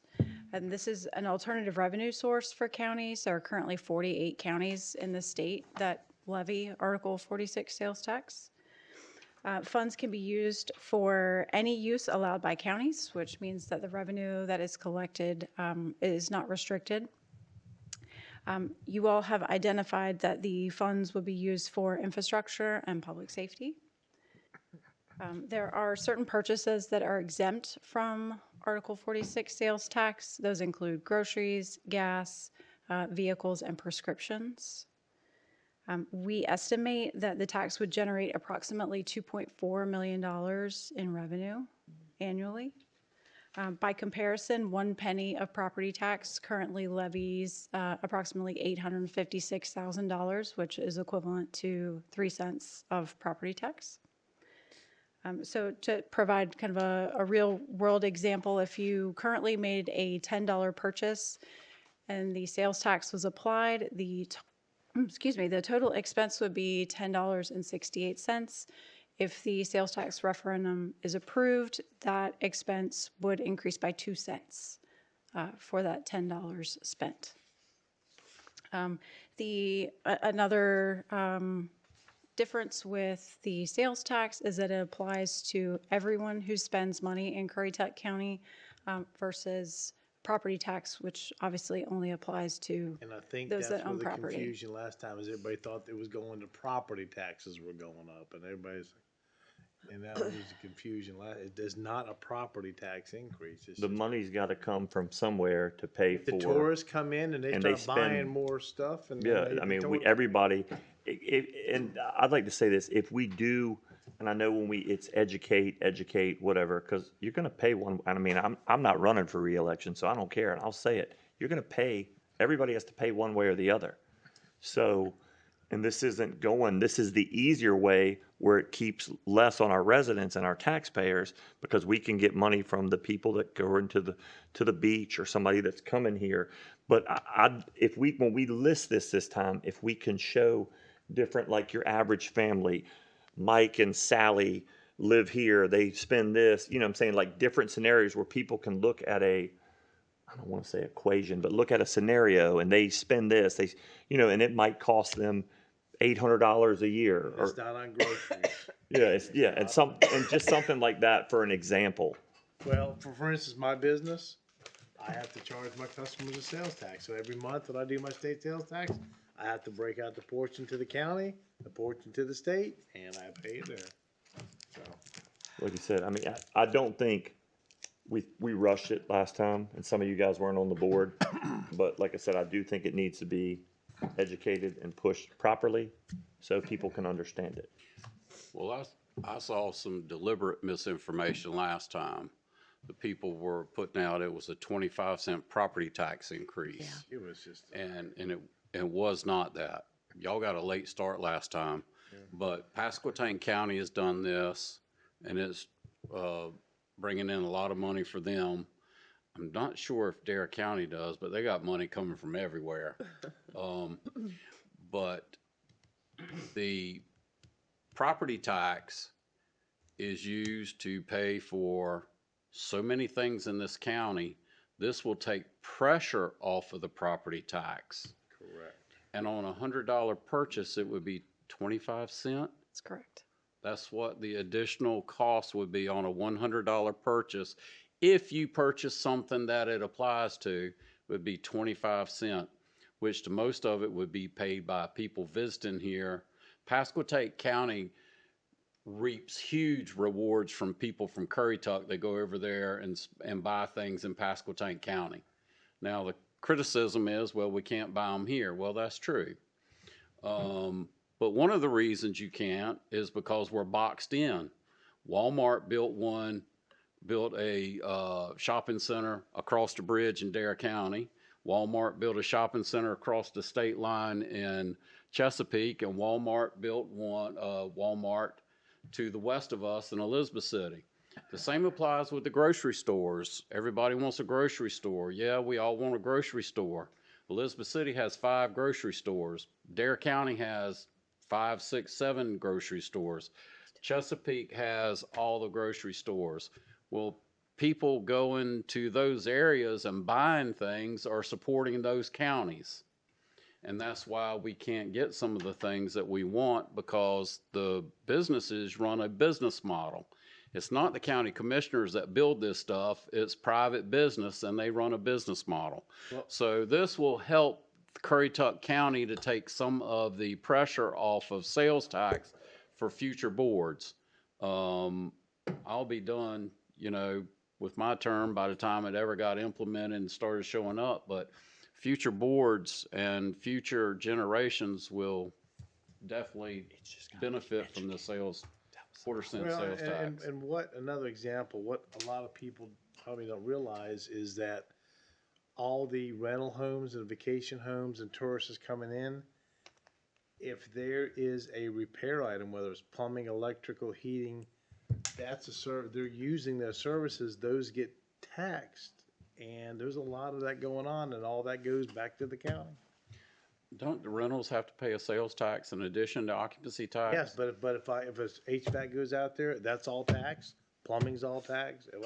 Yeah, but what I'm saying, if you got a built-in basis right out there that's going to be paying the tax, the rental homes and the hotel rooms are going to be paying the tax. It's not going to be the guy buying groceries or the family buying groceries. It's the people visiting here are the ones that's going to pay for this. Yeah, I mean, because like you said, we all that sit up here in the last few years have paid more in property tax. I mean, when I dropped my check off, I wanted to fight myself in the parking lot. But So it anyways, is what it you're is. right. It's about getting the education out there. Yeah. Yeah, and that's how it has to be sold. All right. All right, okay. So tonight, we just need to pass the resolution, and then staff will bring forth an education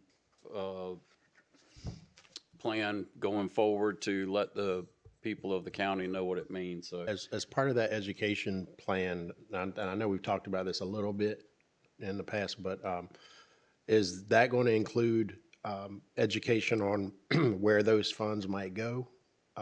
What those uses of those funds might be? Fire apparatus, different stuff like that. Right, right. And I mean, I know we wastewater, it can be used for a lot of stuff. right, but I think people need to hear that. They need to know that because they can understand that in Schools, yeah. it can be used for a lot of stuff. Yeah. All right. So do we have a motion for approval? So moved. Have a motion. Second. Any other questions or discussion? Hearing none, all in favor, aye. Aye. Opposed? Motion carries. Item 2, resolution to establish a referendum for voters to alter the structure of the Board of Commissioners. Thank you, Mr. Chairman. Earlier this year, this board decided to look into what that would look like to alter the structure of the Board of Commissioners per General Statute 153A-58-264. The current electoral structure of the board consists of 5 residency districts and 2 at-large members with staggered 4-year terms. The board had 5 public meetings to discuss what they wanted that to look like, and came up with 2 options, one 5-district plan and one 6-district plan. During the last board meeting on January 5th, the board held a public hearing on the 2 proposed electoral plans and obtained public comment on those proposed plans. And the board moved to consider the 6-district plan with 6 electoral districts and 1 at large, which is attached to the resolution in your packet. And upon passing this resolution, we send this over to the Board of Elections, and again, it goes on the ballot whether the public agrees to alter the structure or not. So this is just approving that to go on the ballot, not that it change automatically. Real quick question. Do these resolutions have to be unanimous tonight? No, those are for ordinances. Okay. I just want to make sure. Okay. An ordinance It's amendment already has a to done be. deal. I'll vote for it this time. Okay. I was outnumbered. Okay.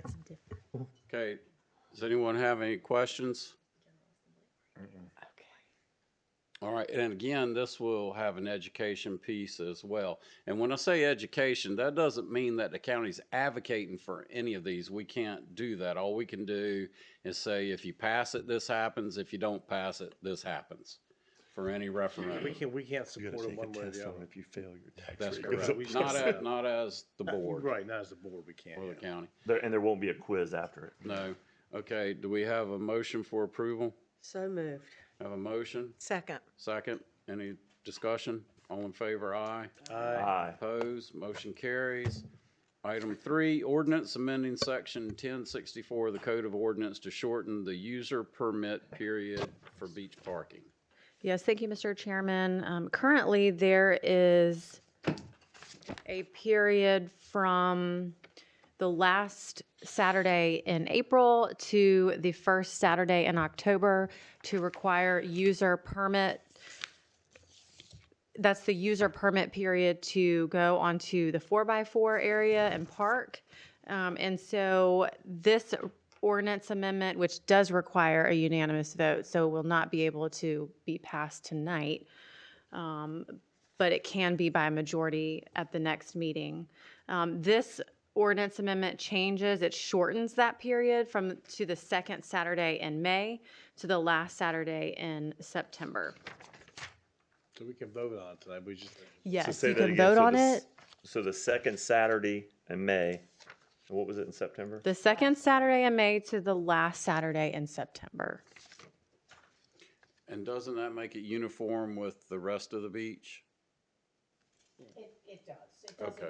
But now some of the rules don't kick in until Memorial Day to Labor Day, so there's a little difference on some of that. Yeah, this is just the beach permit. And the permit, say the one beach more permit. time, when it ended in September, what? Last Saturday. Last Saturday in Last Saturday in September. September, which I think is, yeah. Okay. Make a motion for approval. We have a motion. Second. Second. Any further discussion?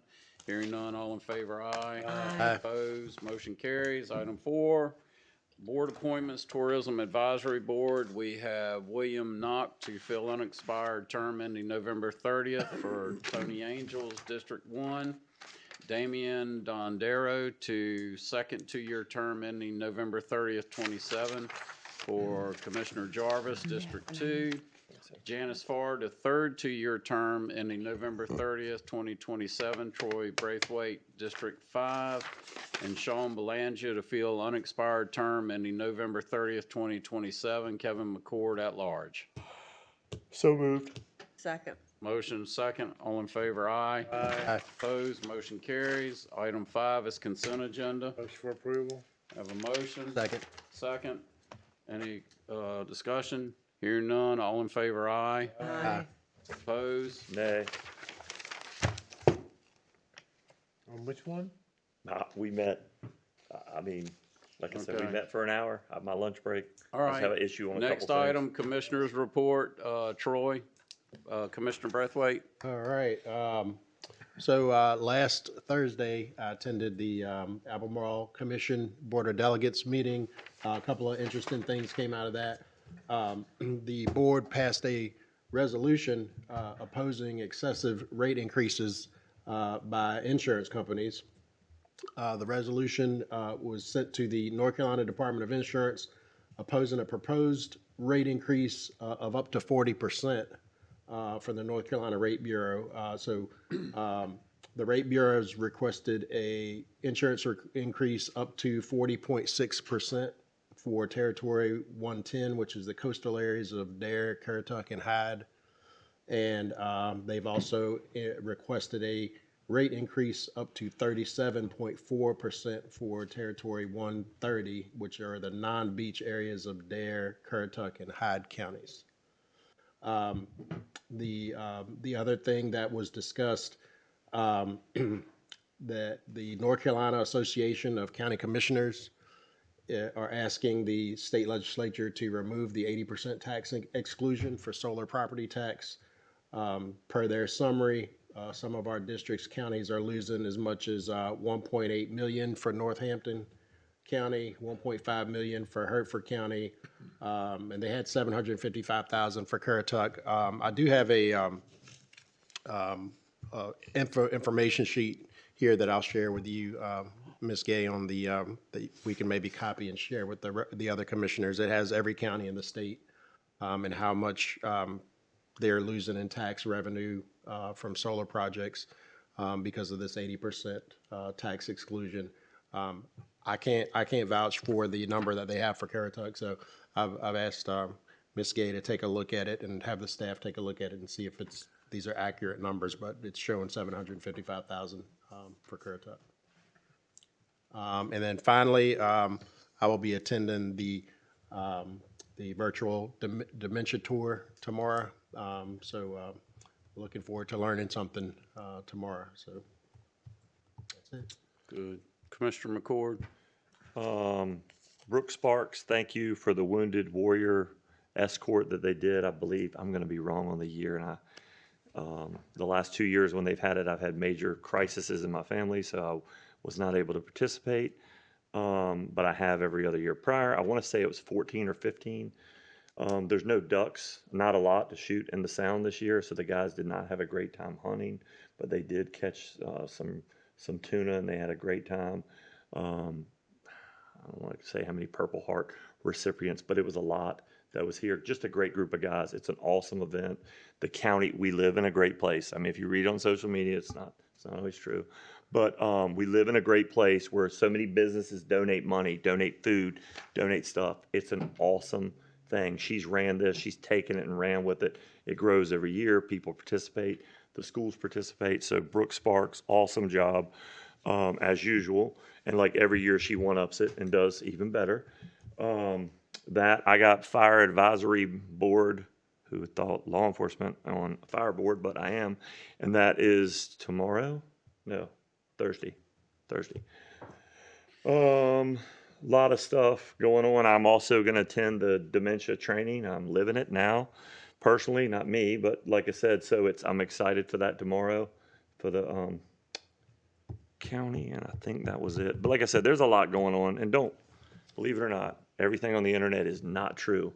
So, and I learned something tonight. I thought those solar panels might have helped get better internet. If it was, I was going to try to get one passed in the backyard, but that's it for me. And like I said, be nice to your neighbors.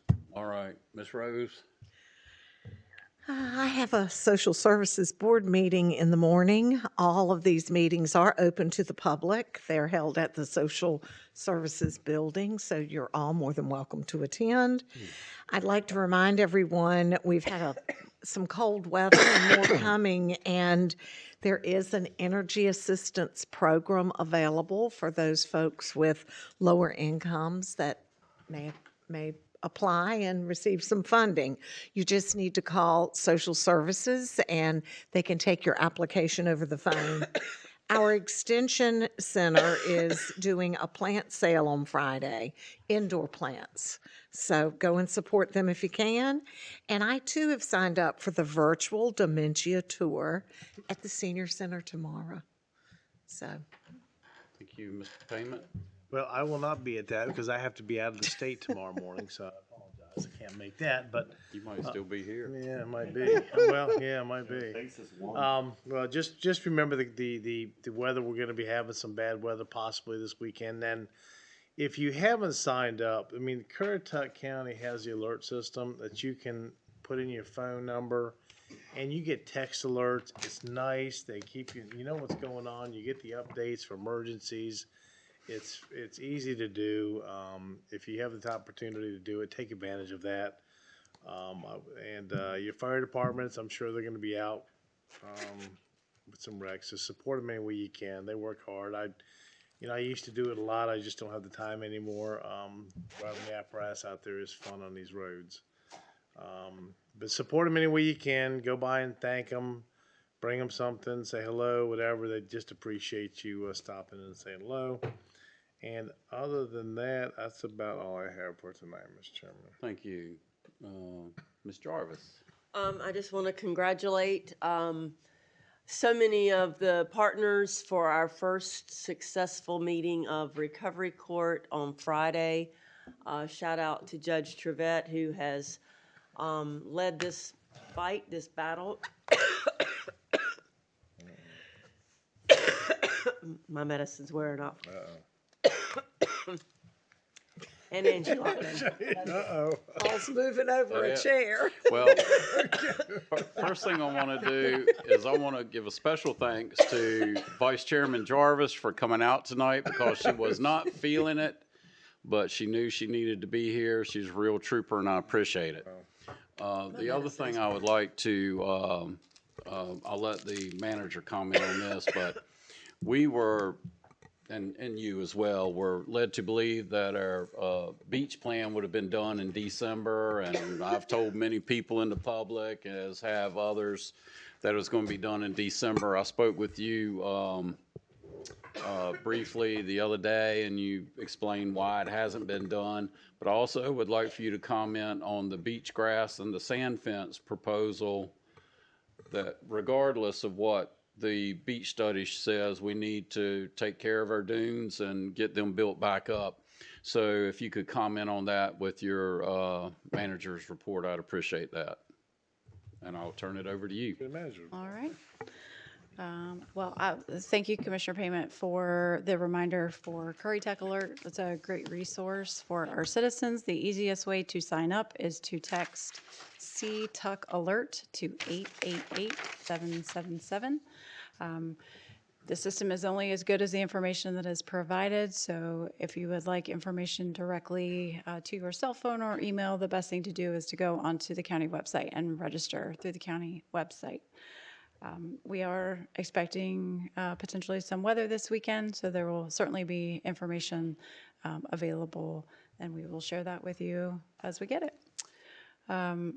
There is a budget amendment on this evening on the Tourism Development Authority for additional funding for the dune vegetation and sand fence program. Our goal will be to work through the POAs and the HOAs to provide funding for reimbursement for the installation of dune vegetation and sand fence. And we'll have more information for those folks this week. Yes, because it's my understanding that the beach grass needs to be planted sometime February, March time. So we That's really correct. need to get that rolled out and get that prepared. And then the sand fence needs to be done probably after the nor'easters have finished for the winter. But our dunes did exactly what they were designed to do. They protected the property on our beaches during these storms that we had. And a lot of people don't know dunes are not a natural thing. They were built by man. The beaches used to be flat. Dunes are something we always talk about. You can't do this or this because it's not natural. Well, the dunes aren't natural. They were built during the Depression to give people a job with sand fences and vegetation, just like we're doing now. So we need to keep that rolling. It works. Yes.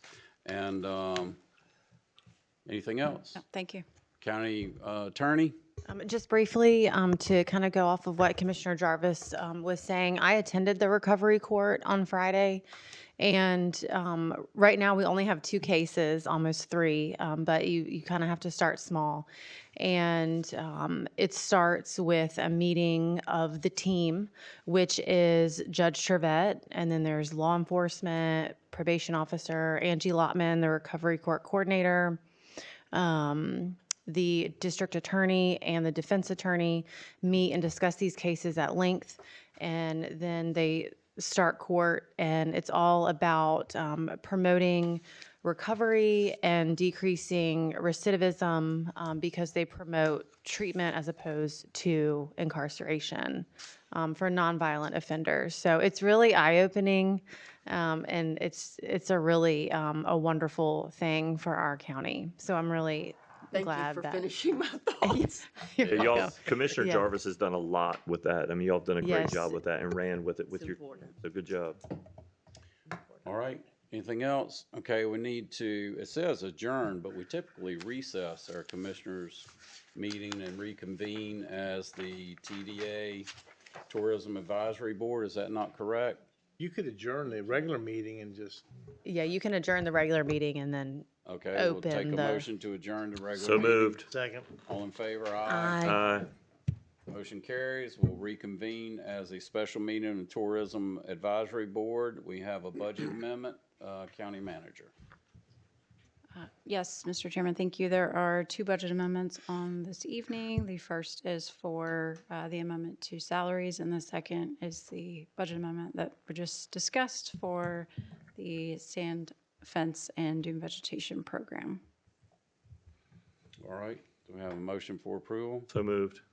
Have a second? Second. Any discussion? Hearing none, all in favor, aye. Aye. Opposed, motion carries. Need a motion to adjourn the special meeting of the Tourism Advisory Authority. I make a motion that we adjourn. Second. Second, all in favor, aye. Aye. Opposed, motion carries. We'll reconvene as a special meeting of the Ocean Sands Water and Sewer District Board. Thank you, Mr. Chairman. There is one budget amendment on the agenda this evening, and it is for an amendment to salaries. We have a motion for approval. So moved. Have a motion? Second. Second, all in favor, aye. Aye. Opposed, motion carries. Now we need a motion to adjourn the special meeting of the Ocean Sands Water Sewer District. I make a motion that we adjourn. We have a motion to adjourn. Second, all in favor, aye. Aye. Thank you, everyone. Opposed, motion carries. We're done.